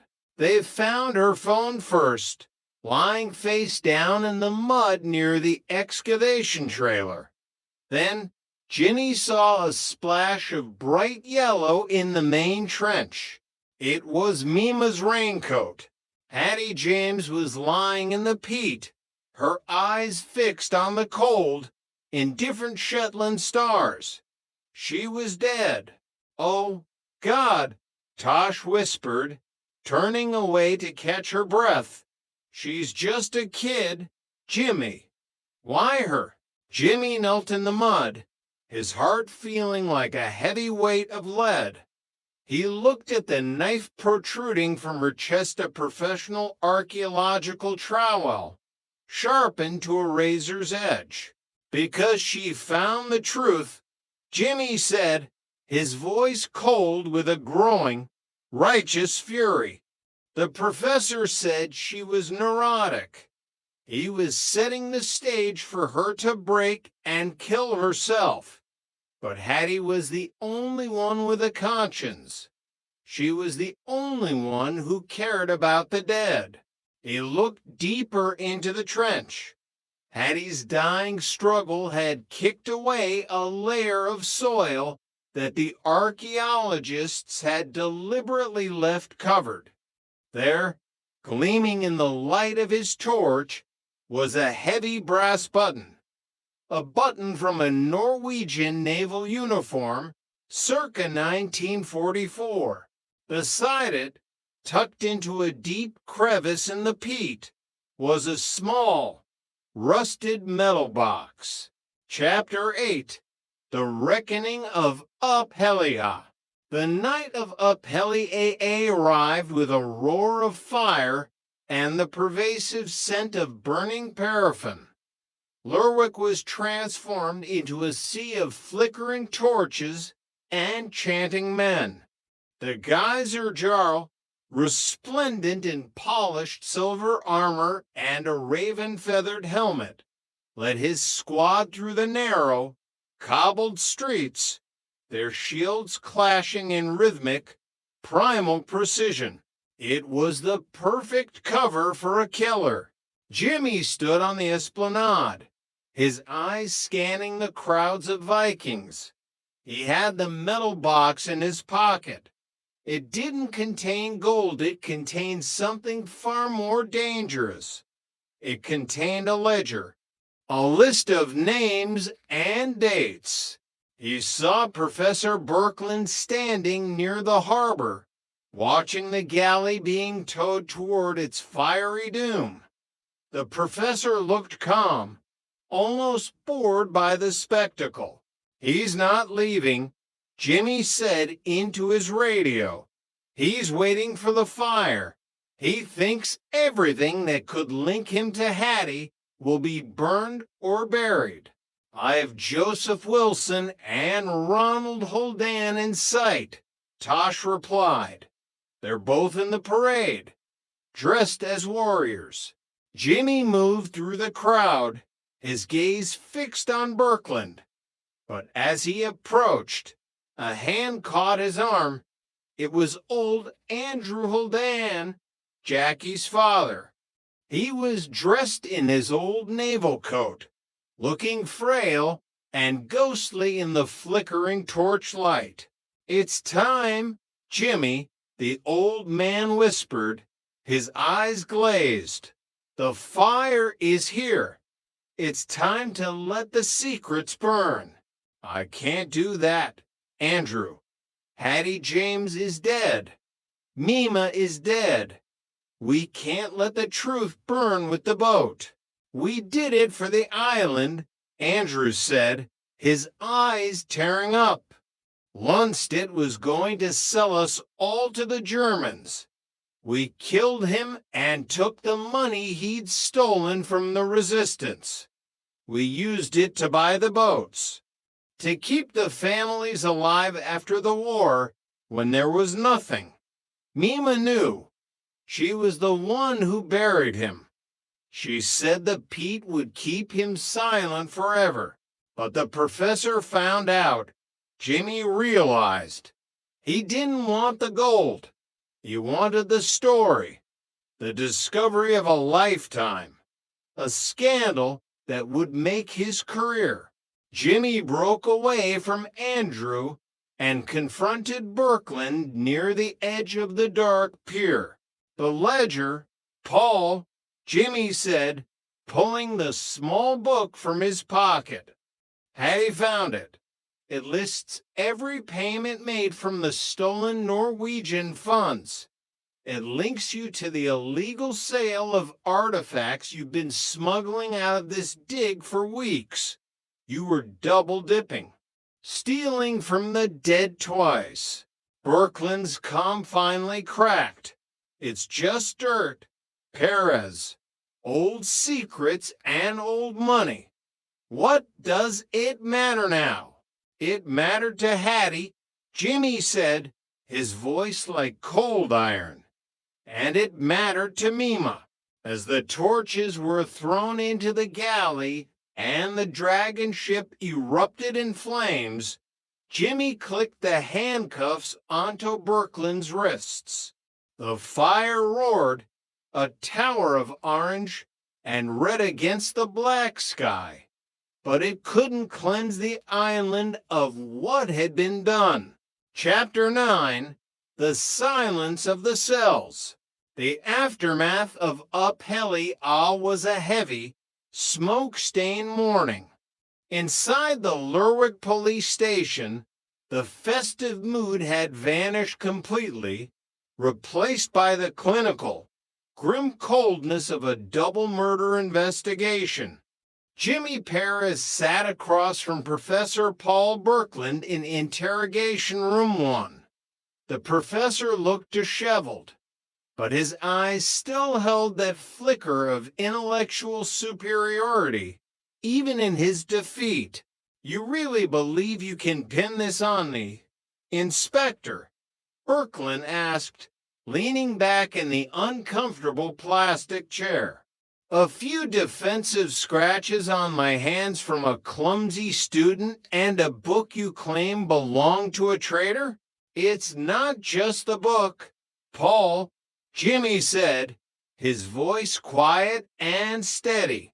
Forensics found Hattie's blood on your Gore-Tex jacket. They found the unique soil from the trench inside the cuffs. And then there's the witness you didn't account for. Birkeland stiffened. Witness? Who? There was no one. Andrew Haldane. Jimmy lied, letting the name hang in the air like a death sentence. He saw you at the Croft. He saw you looking for the burial site long before the official dig started. He saw you threatening Mima when she refused to let you dig near the peat stack. Birkeland let out a short, bark-like laugh that echoed in the small room. That old man is senile. He doesn't know what day it is, let alone what he saw 60 years ago or last week. He knows enough to know when someone is desecrating a grave for a paycheck. Jimmy retorted. You weren't looking for Viking coins. You found a letter in the archives in Aberdeen, didn't you? A letter from a Norwegian refugee mentioned a cache of gold sovereigns smuggled by Per Lundstedt.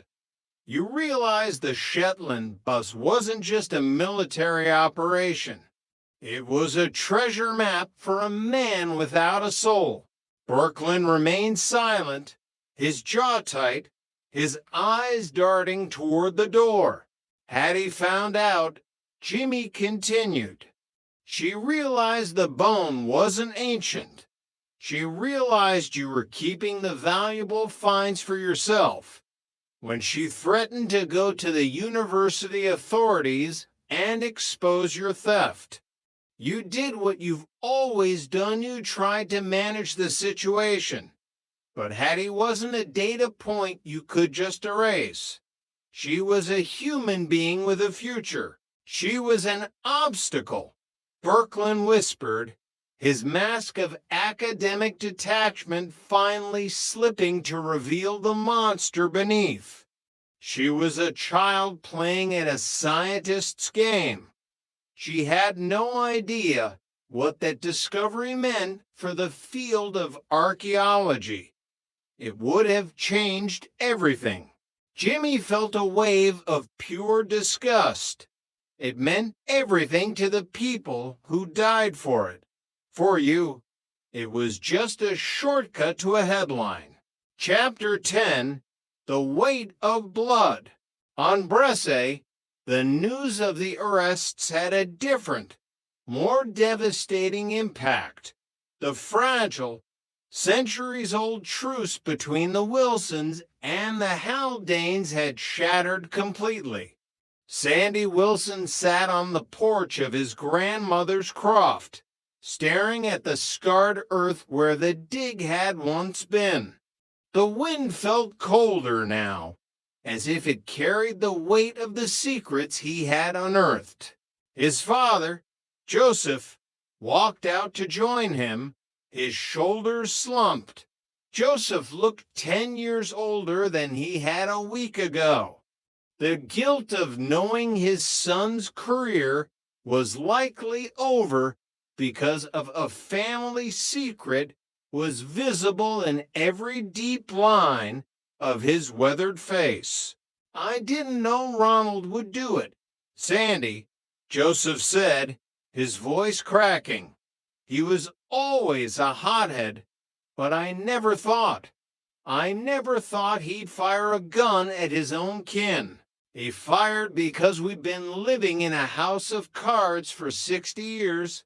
Dad, Sandy said, not looking at him, his gaze fixed on the horizon. He fired because the Haldanes have always felt they owned a part of this land, and Mima was the only thing standing in the way of that greed. He panicked when he saw her, thinking she was going to tell the world about the bone. It wasn't just greed, Joseph argued weakly. It was fear. Fear that if the truth came out about Lunstead, we'd lose everything. The boats, the quotas, the family name. We'd be the descendants of murderers. We've already lost the name. Dad, Sandy replied, his voice flat. I'm resigning today. I'm handing in my badge. Joseph reached out a hand, then pulled it back, unable to bridge the gap between them. You don't have to do that. Perez, he's a good man. He'll understand the pressure you are under. Perez understands better than anyone, Sandy said, finally looking up. That's why I can't stay. Every time I look at him, I'll see the girl in the trench. I'll see Grandma's face in the dirt. I can't be a copper here. Dad, not in a place where my own blood is the poison in the well.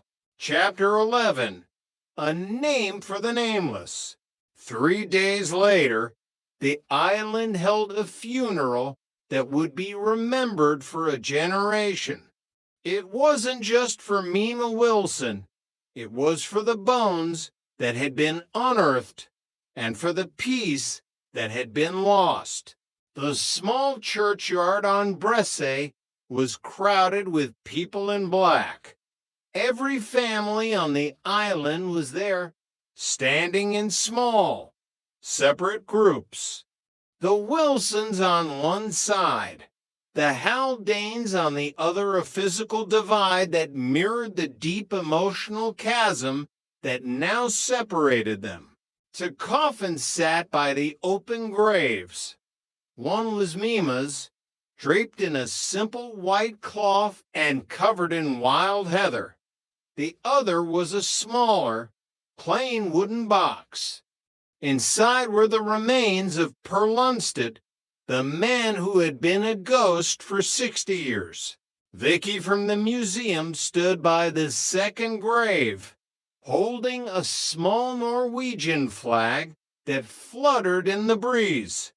She had done the research. She had found his family in a small, remote village near Bergen. They had sent a letter thanking the people of the islands for finally finding him, even if the truth of his betrayal remained a dark, painful stain on their history. We commit these bodies to the earth, the minister began, his voice thin and carried away by the relentless wind, in the hope that the secrets they carried can finally find rest and that the living can find a way to forgive. Jimmy stood at the back of the crowd, Cassie standing beside him. She held his hand tightly, her eyes red from crying. She hadn't known Hattie well, but the tragedy had hit her hard, reminding her of the fragility of life on the edge of the world. Will it ever be the same? Dad, she whispered, her voice trembling. No, Cass, Jimmy said, his voice heavy with honesty. No, it won't, but maybe it'll be honest now. And that's a start. We can't build a future on a lie. As the first shovelful of earth hit the coffins with a hollow thud, Andrew Holdan stepped forward. He was trembling, leaning heavily on a polished wooden cane. He took a single gold sovereign, one of the few he had kept from the war, and dropped it into the grave of Perlunstead. Debts paid, he muttered, so low only Jimmy could hear. God help us all. Chapter 12, The Blue Horizon. The weeks that followed were quiet, a period of mourning and reflection. The media from the mainland eventually grew bored of the island mystery and left, seeking newer, fresher tragedies elsewhere. The archaeological site was filled in, the earth smoothed over until only the grass remained to tell the story to the wind. Jimmy stood in the shed behind his house, the smell of fresh paint and wood shavings filling the air. He was holding a brush, applying the final coat of vibrant, sky blue paint to the hull of the small boat he had been building for months. She's beautiful, Jimmy, a voice said from the doorway. It was Duncan Hunter. He wasn't smiling his usual shark grin. He looked tired, older, as if the weight of the island's secrets had finally pressed down on him too. I heard about the land, Duncan said, leaning against the door frame. Joseph is keeping it. He's not selling. He's going to turn it into a nature reserve in Hattie's name. Jimmy nodded, satisfied. It's what she would have wanted. No luxury cottages. Duncan. No profit from the peat. Duncan sighed. A rare moment of sincerity. Maybe it's for the best. Some places are meant for the birds and the ghosts, not for tourists with too much money. They stood in silence for a moment, the sound of the waves hitting the shore outside a constant, rhythmic reminder of the world's persistence. You taking her out? Duncan asked, gesturing to the boat. Tomorrow, Jimmy said. Cassie and I were going to take her as far as the horizon will allow. That night, as the sun dipped below the Atlantic, casting long, golden shadows over the peat and the sea, Jimmy Perez sat on his porch. He looked out at the lights of Bresse flickering in the distance like fallen stars. The red bones were gone, reburied and honored. The secrets had been unmasked.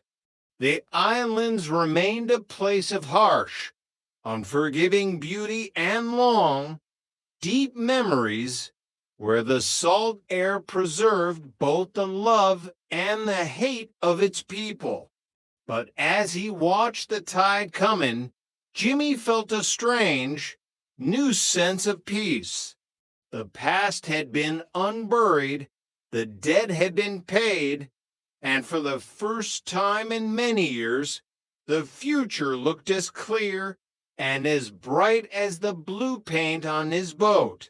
Shetland was still his home, and despite the blood in the soil, It was a place worth protecting, a place where a man could finally find his way back to the light. Chapter 13, The Echo of the Gavel. The High Court in Inverness was a far cry from the salt-swept hills of Bresse. The air inside the courtroom was sterile, smelling of wax polish and old law books, a sharp contrast to the pervasive scent of peat and sea. Jimmy Perez sat in the witness gallery, his hands clasped tightly, watching as Professor Paul Birkeland was led into the dock. The man looked diminished, his expensive Gore-Tex replaced by a cheap, ill-fitting suit, but his eyes still held a flicker of that cold, academic arrogance. The trial was a slow, agonizing dissection of the island soul. The prosecution presented the evidence with a clinical precision, the blood-stained jacket, the soil samples, the incriminating ledger found in the rusted box. But it was the human testimony that truly cut deep. Jackie Holdan took the stand, her voice shaking as she recounted the day she found the skull. She spoke of Mima's reaction, of the fear that had clouded the old woman's eyes. And then came Sandy. He walked to the stand with a heavy, measured gait, his face a mask of repressed pain. He spoke of his grandmother not as a victim in a case file, but as a woman who had spent 60 years carrying a mountain of a secret on her shoulders. She wasn't hiding a crime, Sandy told the court, his voice echoing in the hallowed hall. She was protecting a peace that had been bought with blood. She knew that unburying Per Lundstedt wouldn't just bring justice. It would bring a storm that would tear our families apart. And she was right. Birkeland's defense was a desperate attempt to paint Hattie as a delusional, obsessive student who had accidentally fallen in the trench. But the forensic evidence was undeniable. The angle of the trowel's entry, the defensive wounds, the proximity of the professor's location, the web of lies he had woven was finally collapsing under the weight of the truth. When the verdict was read guilty on all counts, there was no cheering. There was only a profound, heavy silence. Birkeland was sentenced to life, a permanent exile from the world he had tried to exploit.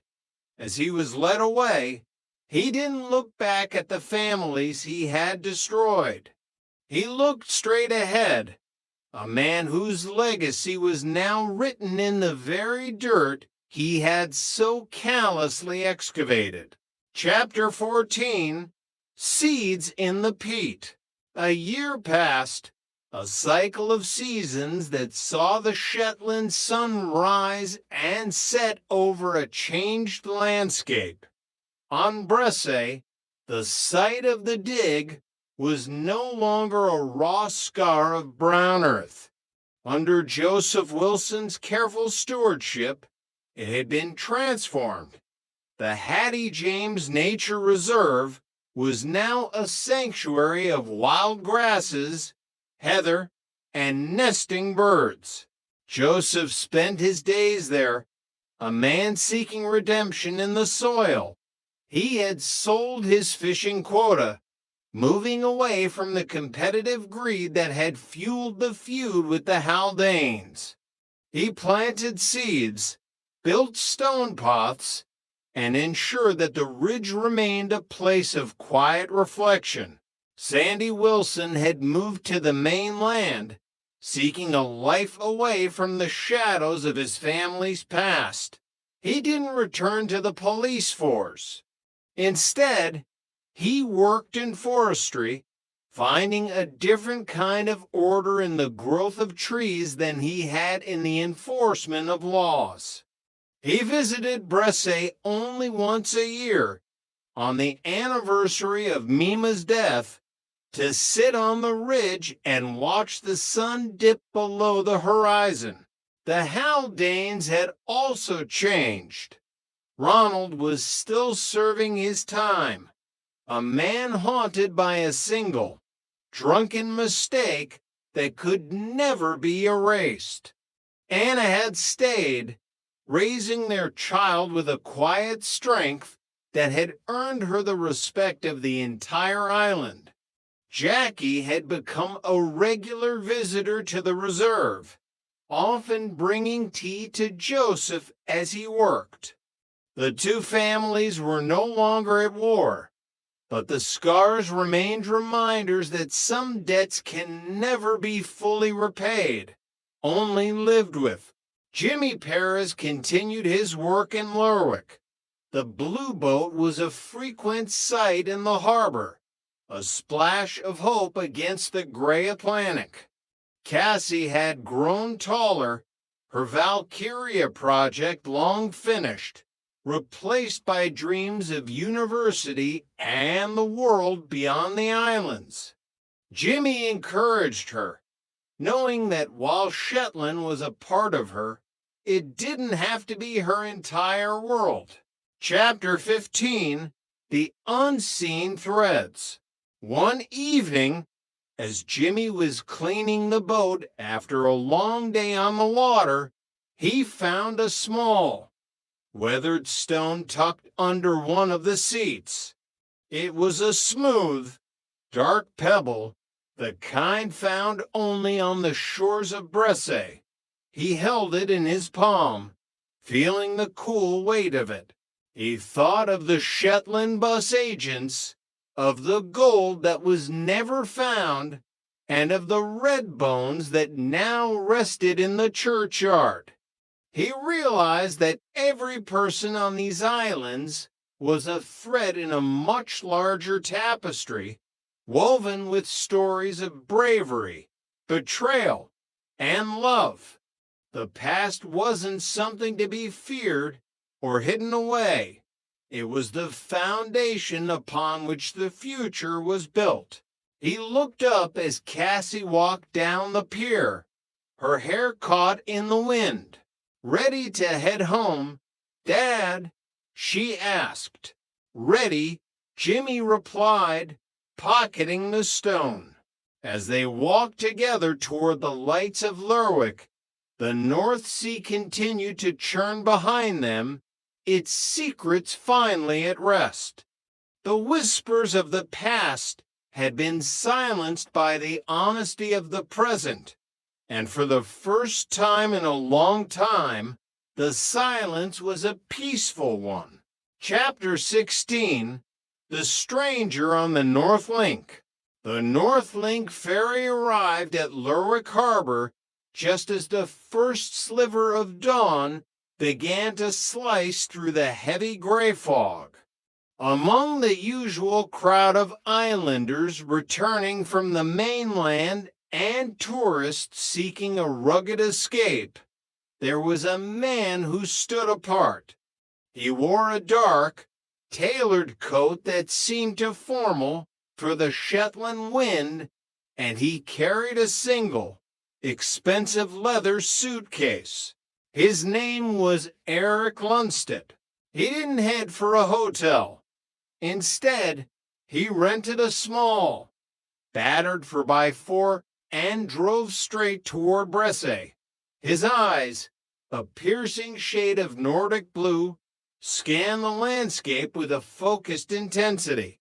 He wasn't here for the scenery. He was here for the ledger. Jimmy Perez was at the police station when the report of a stranger asking questions about Mima Wilson's croft reached him. He says he's a relative, Billy told him, scratching his head. But there's something about him, Jimmy. He doesn't look like a man who's come to mourn. He looks like a man who's come to collect. Jimmy felt a familiar tightening in his chest. The trial of Paul Birkeland had closed the door on the murders, but the mystery of the gold, the gilded shadow of the Shetland bus had never been fully resolved. The professor had found a ledger, but rumors persisted that it was only half the story. Where is he now? Jimmy asked, reaching for his coat. He was last seen heading toward the nature reserve. Billy replied. Joseph Wilson called. He said the man was standing by the old peat stack, just staring. Chapter 17, The Inheritor's Ghost. Eric Lunstead was standing exactly where Hattie James had died when Jimmy found him. The wind was whipping his dark hair across his face, but he didn't seem to notice the cold. It's a beautiful place for a tragedy, isn't it, Inspector? Eric said without turning around. Mr. Lunstead, assume, Jimmy replied, stopping a few paces behind him. You're a long way from home. Home is where the history is, Eric said, finally turning. His face was a map of sharp angles and controlled emotions. My grandfather was Per Lunstead, the man you found in the peat, the man the world calls a traitor. History has its ways of being definitive, Jimmy said carefully. History is written by the survivors, Eric countered. My family has lived with the shame of his name for 60 years, but we also lived with the knowledge that he didn't die empty-handed. He had a mission, and he had a cargo. The gold, Jimmy stated. Not just gold, Inspector. A truth that would have changed the course of the occupation. A list of those who collaborated with the Nazis not just in Norway, but right here in the UK. High-ranking names. Names that were protected by the heroism of the Shetland bus. Jimmy felt a chill that had nothing to do with the wind. If Eric was right, Mima hadn't just been guarding a grave. She had been guarding a political time bomb. The ledger we found was incomplete. Jimmy said it listed payments, but not the names of the payees. Because the names are in the second half, Eric said, his voice dropping. And my grandfather hid it in a place that only a Lunstead would recognize. Mima knew that. She promised to keep it safe until one of us came for it. Chapter 18, Beneath the Heather. The search for the second half of the ledger became a race against a different kind of darkness. Eric Lunstead wasn't the only one who had been waiting for the dust to settle. In the shadows of Lerwick, a group of collectors, men with wealth and no morals, had been watching the Bressay Ridge for months. Jimmy worked with Eric, despite his reservations. The man was driven by a need for redemption that Jimmy recognized all too well. He wasn't a traitor, Eric insisted as they pored over Mima's old letters in the police archives. He was a double agent, yes, but he was working for the British, the Shetlanders who killed him. They thought he was a Nazi spy because they found the gold on him. But the gold was a bribe he was supposed to deliver to the collaborators to expose them. Mima never told anyone, Jimmy mused. She let him be remembered as a villain to protect the names on that list. She knew that if the list came out, the heroes of the island would be exposed as monsters.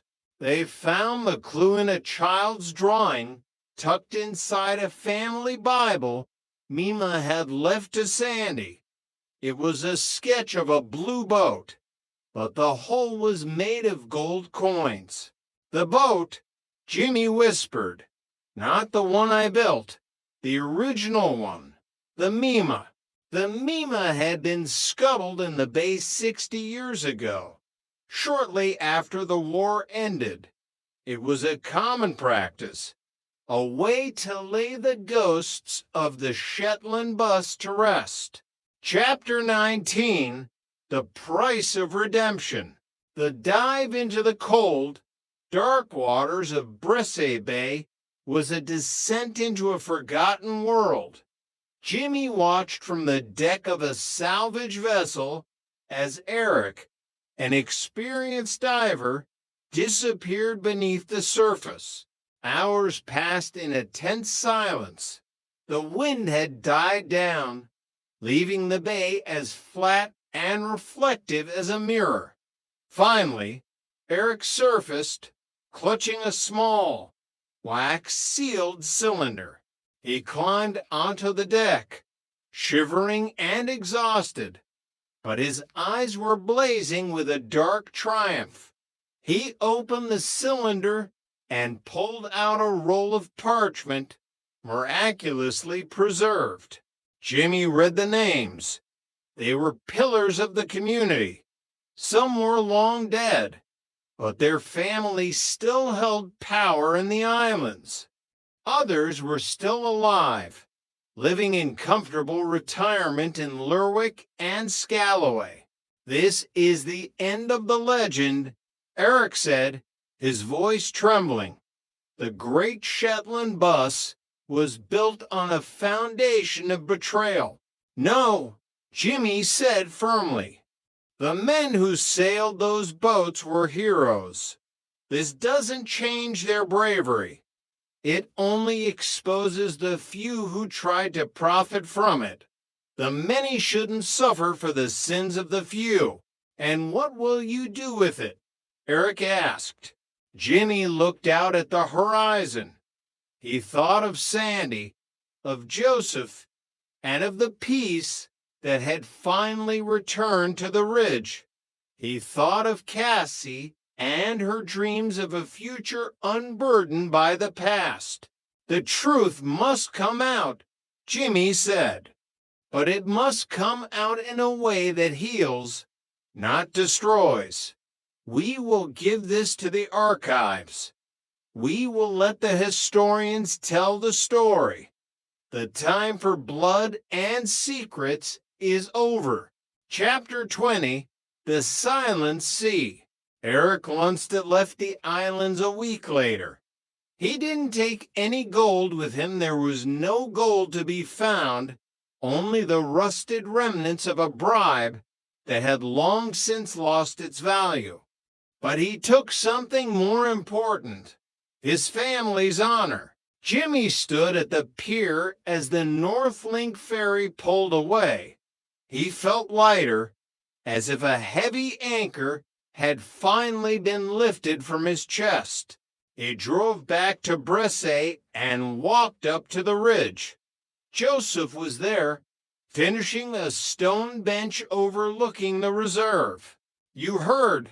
Joseph asked, not looking up from his work. I heard, Jimmy replied. The names. They say some of them are quite prominent. They were, Jimmy said, but they're just names now. Ink on old paper that can't hurt anyone anymore. Joseph nodded, a slow, deliberate movement. Mima would have liked that. She always said the sea had a way of cleaning everything if you gave it enough time. Jimmy sat on the new bench and watched the sunset. The North Sea was calm, a vast expanse of deep indigo under a sky of pale gold. The whispers were gone. The red bones were at rest. He thought of the stone he had found in the blue boat, the one he had pocketed months ago. He took it out and tossed it far into the water. It vanished with a small, quiet splash, lost to the depths. Shetland was still a land of secrets, but today it felt like a land of beginnings. The salt, the bone, and the gilded shadow had all been paid for. And as the stars began to appear over the dark cliffs, Jimmy Paris finally, truly, let go. Chapter 21, The Storm of Disclosure. The official release of the Lundstedt Archive by the Shetland Museum sent a shockwave through the islands that far eclipsed the initial discovery of the bones. It wasn't just a matter of historical curiosity. It was a reckoning. Names that had been etched in marble on war memorials were suddenly cast in a different, more flickering light.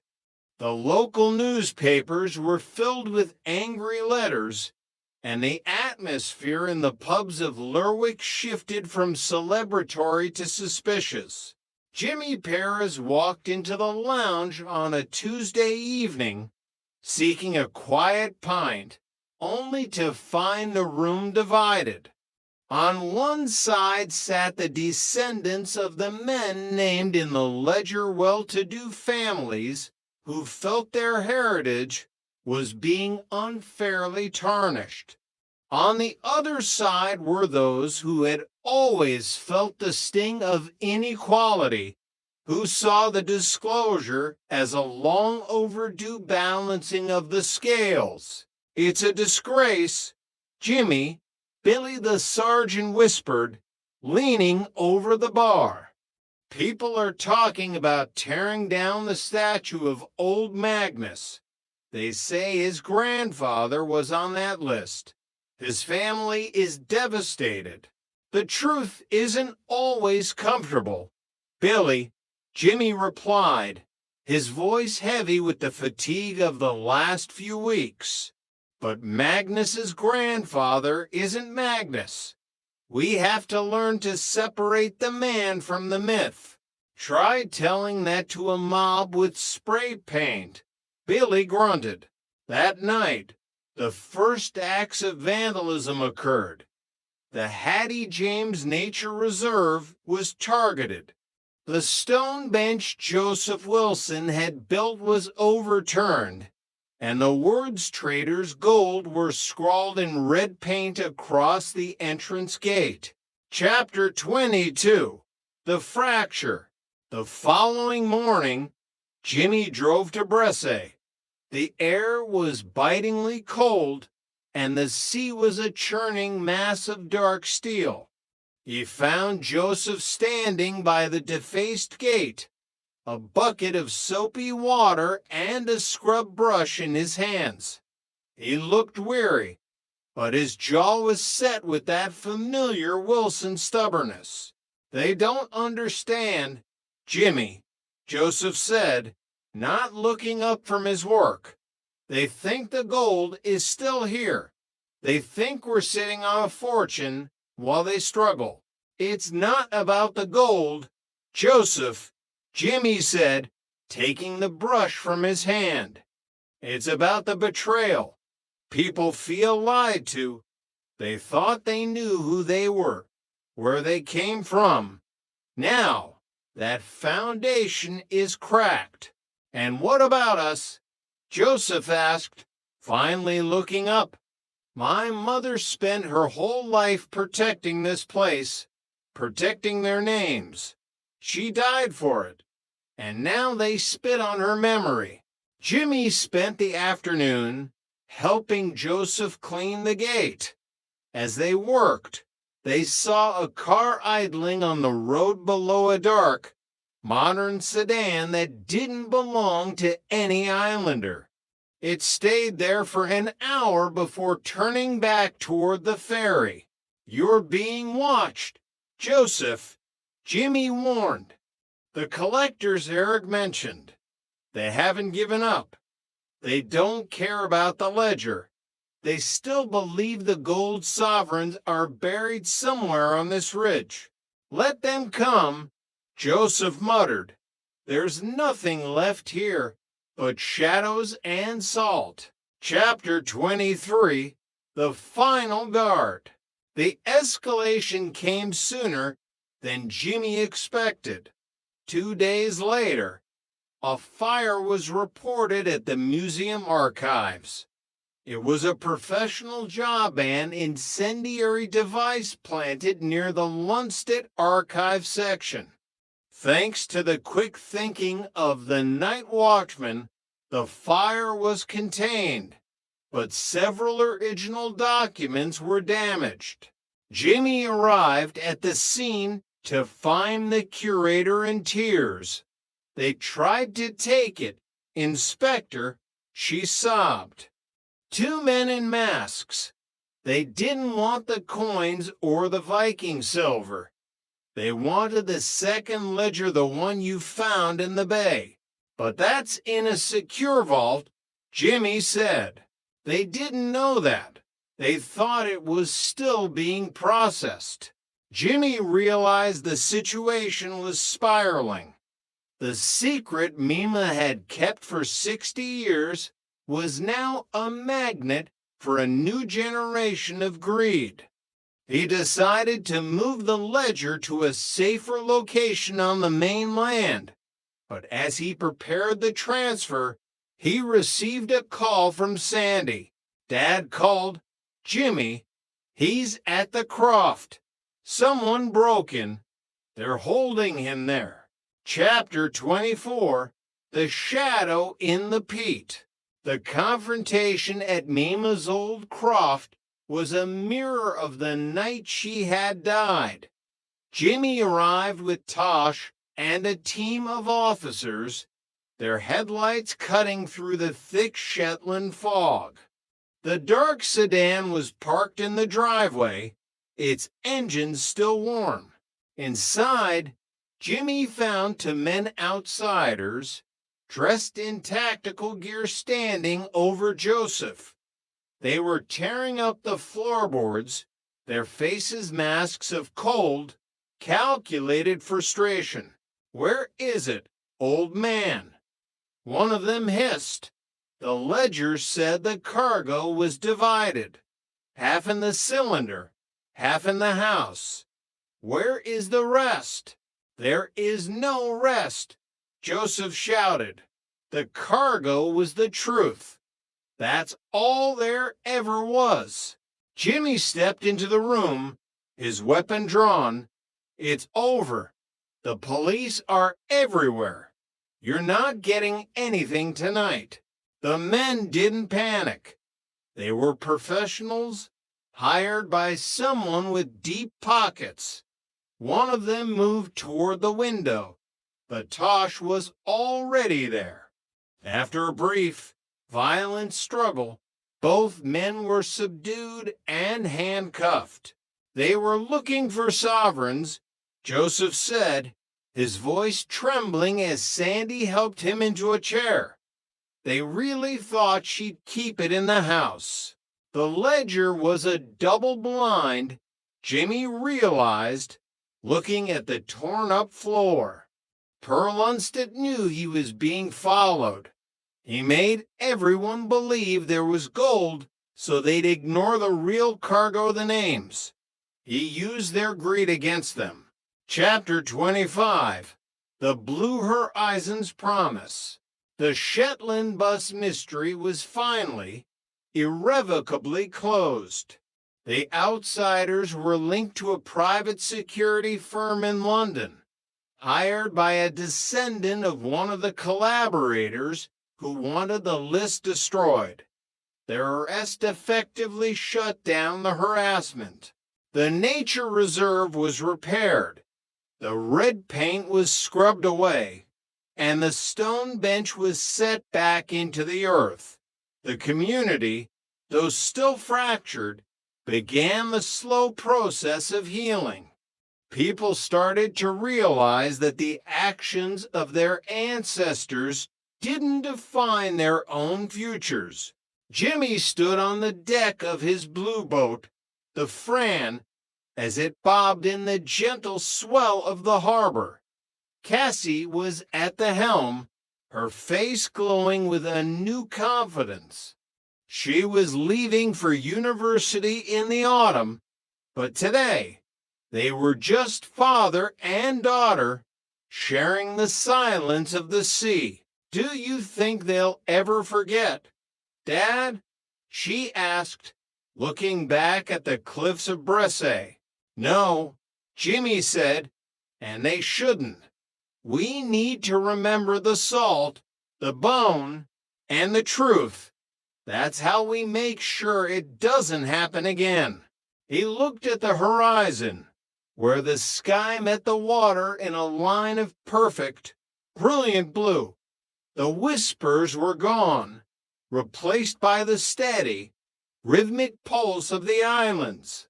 Shetland was a land of hard edges and cold winds, but it was also a land of incredible resilience.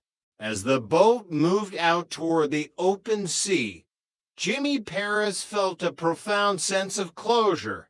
The secrets of the Pete had been unearthed, the debts had been paid, and the red bones were finally at rest. The journey was long, the cost was high, but the truth, like the North Sea itself, was finally free. End of Red Bones, The Whispers of Shetland, The Paper Shadows, a novel of greed, identity, and the ghost in the machine. Prologue, The Weight of a Name. The sun over Colorado in 2000 didn't feel like a blessing to Virginia Dissett. It felt like a spotlight, harsh and unforgiving.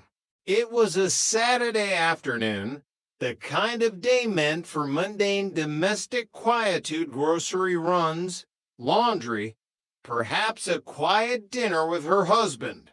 Virginia was driving, her mind drifting through the lingering fog of a chiropractic appointment she'd had earlier that morning. Her neck still felt a bit stiff, but she was looking forward to the weekend. When the sirens blooped behind her, she felt that universal, momentary spike of annoyance. A speeding ticket, a minor dent in the budget, a nuisance. She pulled over, hands resting at 10 and 2, watching the officer approach in her side view mirror.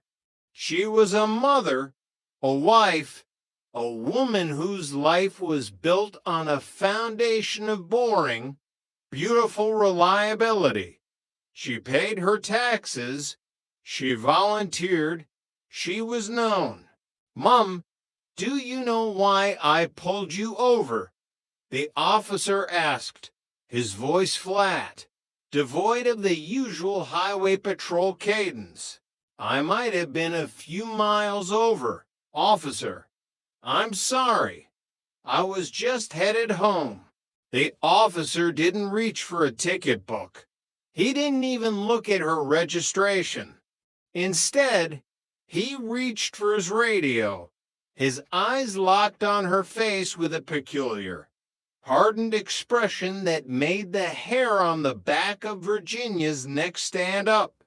Virginia Dissett, there is a felony warrant out for your arrest. The world tilted. The sounds of the highway, the rushing wind, the distant hum of engines faded into a dull roar in her ears. No, she said, a nervous, high-pitched laugh escaping her. You're joking. I'm a soccer mom, officer. I don't even have a parking ticket. I'm not joking. Ma'am, step out of the car. Keep your hands where I can see them. As the cold steel of the handcuffs clicked shudder on her wrists, Virginia felt her identity, her very sense of self begin to dissolve. She was being charged with felony forgery. She had done nothing wrong, but in the eyes of the system, Virginia Dissett was a criminal. The real Virginia was headed to a county jail, stripped of her clothes and given an orange jumpsuit. Meanwhile, the ghost of Virginia was out in the world, spending thousands of dollars, wearing expensive wigs, and laughing in the face of the law. Chapter 1, The Architect of Glass. While Virginia sat in a holding cell, watching the slow, rhythmic movement of the clock and listening to the distant shouts of other inmates, Michael Schreckingist was feeling like a god. In a cluttered basement in a Denver suburb, the air was a thick, toxic soup. It smelled of ozone from overworking printers, cheap ink, and the sharp, chemical tang of burning methamphetamine. Michael didn't sleep. He hadn't slept in 3 days. Meth was the engine. Identity theft was the fuel. On the drug, he could spend 48 hours straight staring at a flickering computer screen, his eyes bloodshot and wide, perfecting the kerning on a counterfeit check until it was indistinguishable from the real thing. It's art, he would mutter to the shadows. It's about the details. People think they see the world, but they only see what they expect to see. The others were his disciples, a loose-knit tribe of 40 desperate, wired scavengers. They were the ones who moved when the world was asleep. They were the mailbox brigade. Every night at 3:00 a.m., they fanned out through the quiet neighborhoods of Denver. They looked for the red flags. A raised red flag on a residential mailbox was an invitation to a funeral, the funeral of a person's financial life. Inside those boxes were utility bills, bank statements, and credit card applications. To a normal person, it was junk. To Schreckingist's crew, it was the DNA of a fortune. Tammy Carroll was his most reliable scavenger. She had been a mother once, with a home that smelled of lavender and baby powder. Now, her life smelled of the glass pipe and the damp basements of the Denver underground. "I got a good one, Mike," Tammy said, dropping a leather wallet onto the ink-stained table. It had been stolen out of a car 2 months prior. It belonged to a woman named Virginia Dissett. Michael picked up the driver's license. He studied the photo, then looked at Tammy. Tammy was gaunt, her skin sallow from the meth, but with the right makeup, a professional wig, and a pair of oversized sunglasses, she could mirror Virginia's bone structure.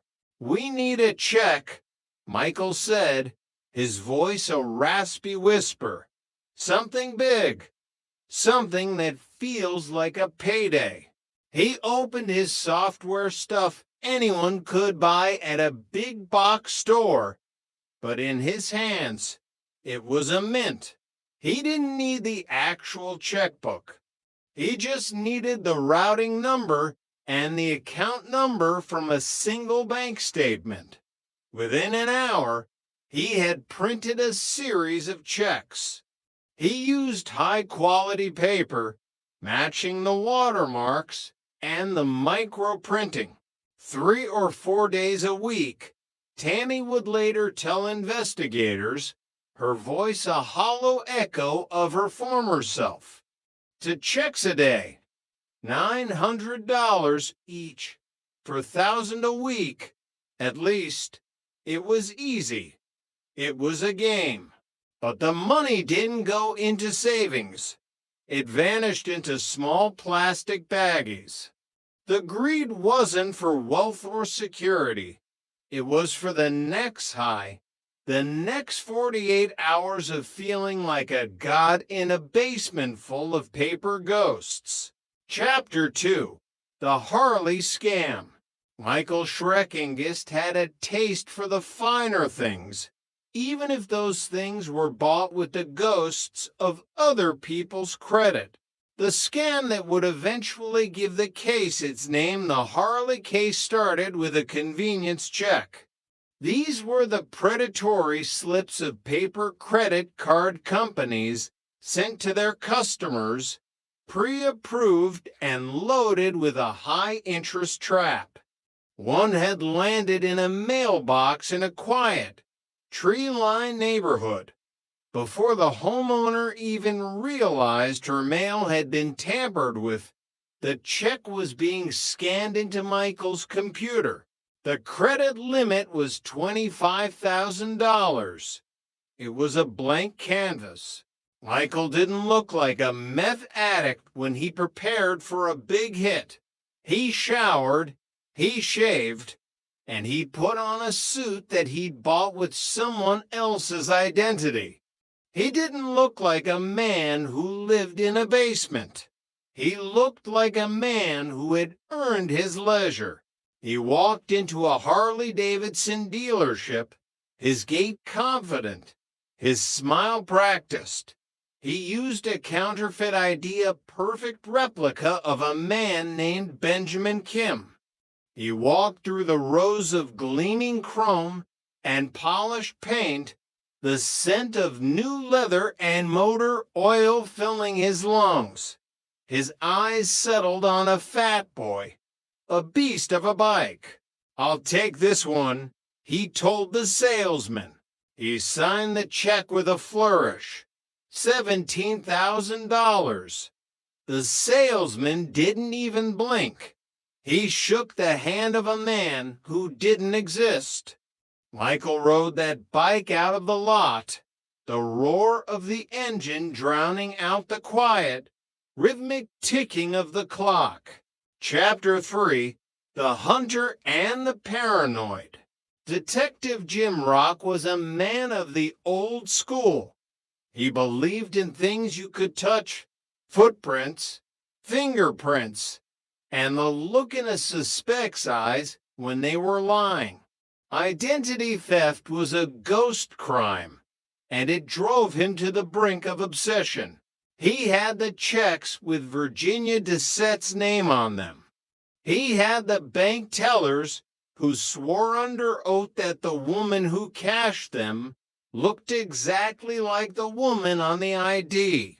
But when he finally sat across from the real Virginia Desette in a fluorescent-lit interview room, he knew he had been chasing a shadow. "They're dressing up like me," Virginia told him, her voice trembling, her eyes red from a night of crying in a cell. "They're wearing wigs. They're ruining my credit, my reputation, my life." Rock felt a surge of professional shame. He began to pull the thread.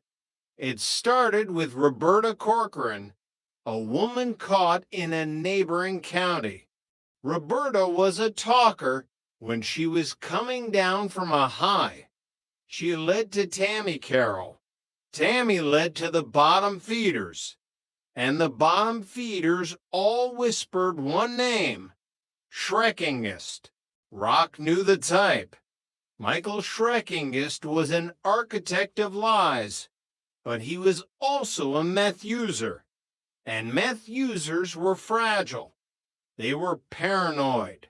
Rock began a campaign of psychological warfare. He found Michael's house a fortress of paranoia. Michael had cameras everywhere. They were hidden in the trees, mounted on the eaves, monitoring the backyard. Michael sat inside, surrounded by monitors, watching the world for the first sign of the blue android lights. Rock didn't raid the house, not yet. Instead, he would drive out there. He would get out, walk up to the front door, and just stand there. He would look directly into one of the cameras and smile. "I know you're watching. Mike," Rock would say quietly to the lens. "I can see you.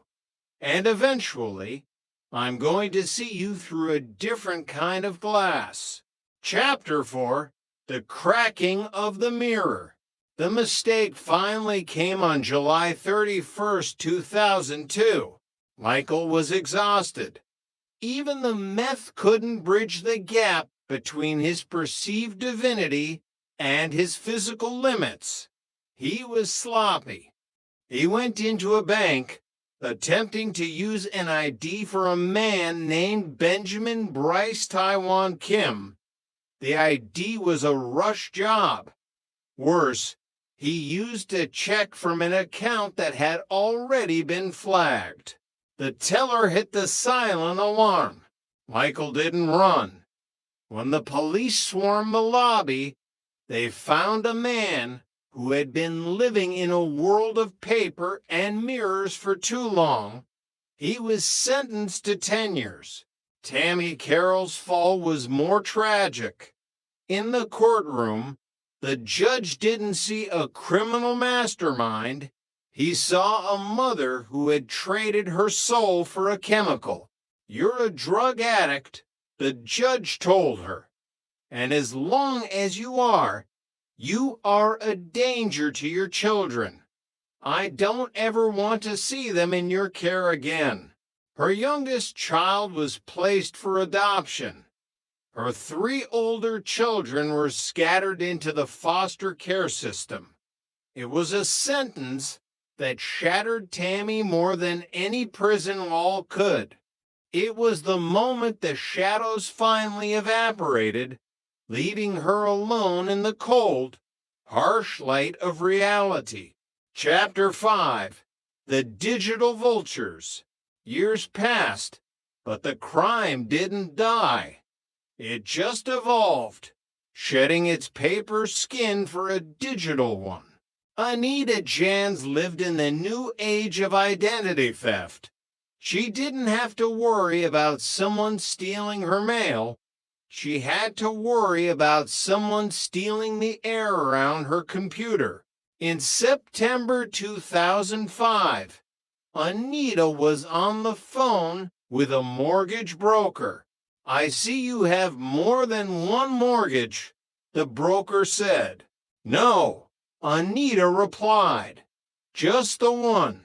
"Well, Anita, according to your credit report, you have nearly $1 million in properties in your name." Someone had used a file-sharing program called LimeWire to crawl into Anita's unsecured computer. The thief was Kimberly Merritt. Merritt was a new breed of predator. She just needed a laptop and an open Wi-Fi connection. She memorized identities. She became other people. CBI agents Kirsten Gregg and Danya Davis were the hunters now. They tracked Merritt to an RV in the desolate plains outside Denver. Inside the RV, they found a crack pipe resting on a stack of Social Security numbers. The drugs, they make it easier. Merritt would tell them, "I fight the temptation, but then I see the numbers, and I know I can be someone else." Chapter 6, The Ethical Thief. While the police fought the addicts, corporations began to hire a different kind of thief. Jim Stickley was a man who stole for a living, but he did it with a contract. He was the owner of Trace Security. His favorite tactic was the fire inspector ruse. He would walk into a bank with an empty black bag and a fake badge. 9 times out of 10, the employees would hand him the keys. He'd walk straight to the server room and steal the backup tapes. It's almost a surprise when we get caught, Stickley would say. I'm not silver-tongued. I'm just an average guy. That's all it takes to steal 1,000 lives. Chapter 7, The Ghost of Wheaton. While Colorado was dealing with the frantic crimes of addicts, Illinois was being haunted by a professional. Wheaton was a town of manicured lawns. But since 2002, a shadow had been moving through the early morning mist. They called him the Wheaton Bandit. He was tactical. He was precise. He wore a balaclava, a tactical hood. He carried a semi-automatic handgun, but he didn't point it wildly. He indexed the weapon, keeping his finger along the slide, not the trigger. He has very striking blue eyes, one teller recalled. Cold like ice. He robbed 16 banks over 5 years. He hit the same bank 3 times. He used a police scanner to stay one step ahead. Detective Steve Hamill and FBI agents Tina Forkas and Eric Cayley were obsessed. If he is law enforcement, Agent Cayley mused, how much of what we know does he already know? Chapter 8, The White Coat Crime. In the medical district of Chicago, Dr. Jorge Martinez was a pillar of the community. He drove Ferraris and wore Patek Philippe watches. He was a pain management specialist, but he was bleeding the insurance system dry. He billed for phantom surgeries. He used the names of real patients for procedures that never happened. The numbers don't add up. Jorge, his office manager, Joyce Brandon, said. Joyce Brandon was honest. She noticed the millions pouring into Martinez's personal accounts. She noticed his panic when an audit was announced. When Joyce decided to talk to the authorities, she didn't realize she was dealing with a predator. Joyce Brandon was killed. The motive was singular. In the cold world of Dr. Martinez, Joyce was a liability. The white coat had been traded for a shroud of blood. Chapter 9, The Fine Arts Express. The heist at Fine Arts Express was a masterpiece of social engineering. A team arrived in a climate-controlled van, wearing uniforms of high-end art movers. They had forged paperwork perfectly executed. They walked into the warehouse with the authority of people who belonged there. They didn't steal electronics. They went for the canvases. Within 48 minutes, millions of dollars in cultural heritage had been loaded into a van that vanished into Chicago traffic. By the time the real movers arrived, the thieves were halfway across the state. The art was destined for the black market of billionaires who didn't care about provenance, only possession. Chapter 10, The Vanishing Point. In late 2006, the Wheaton Bandit grew reckless. He hit 3 banks in 8 days. On November 29th, a man in a car saw someone he thought was his brother. He approached the figure.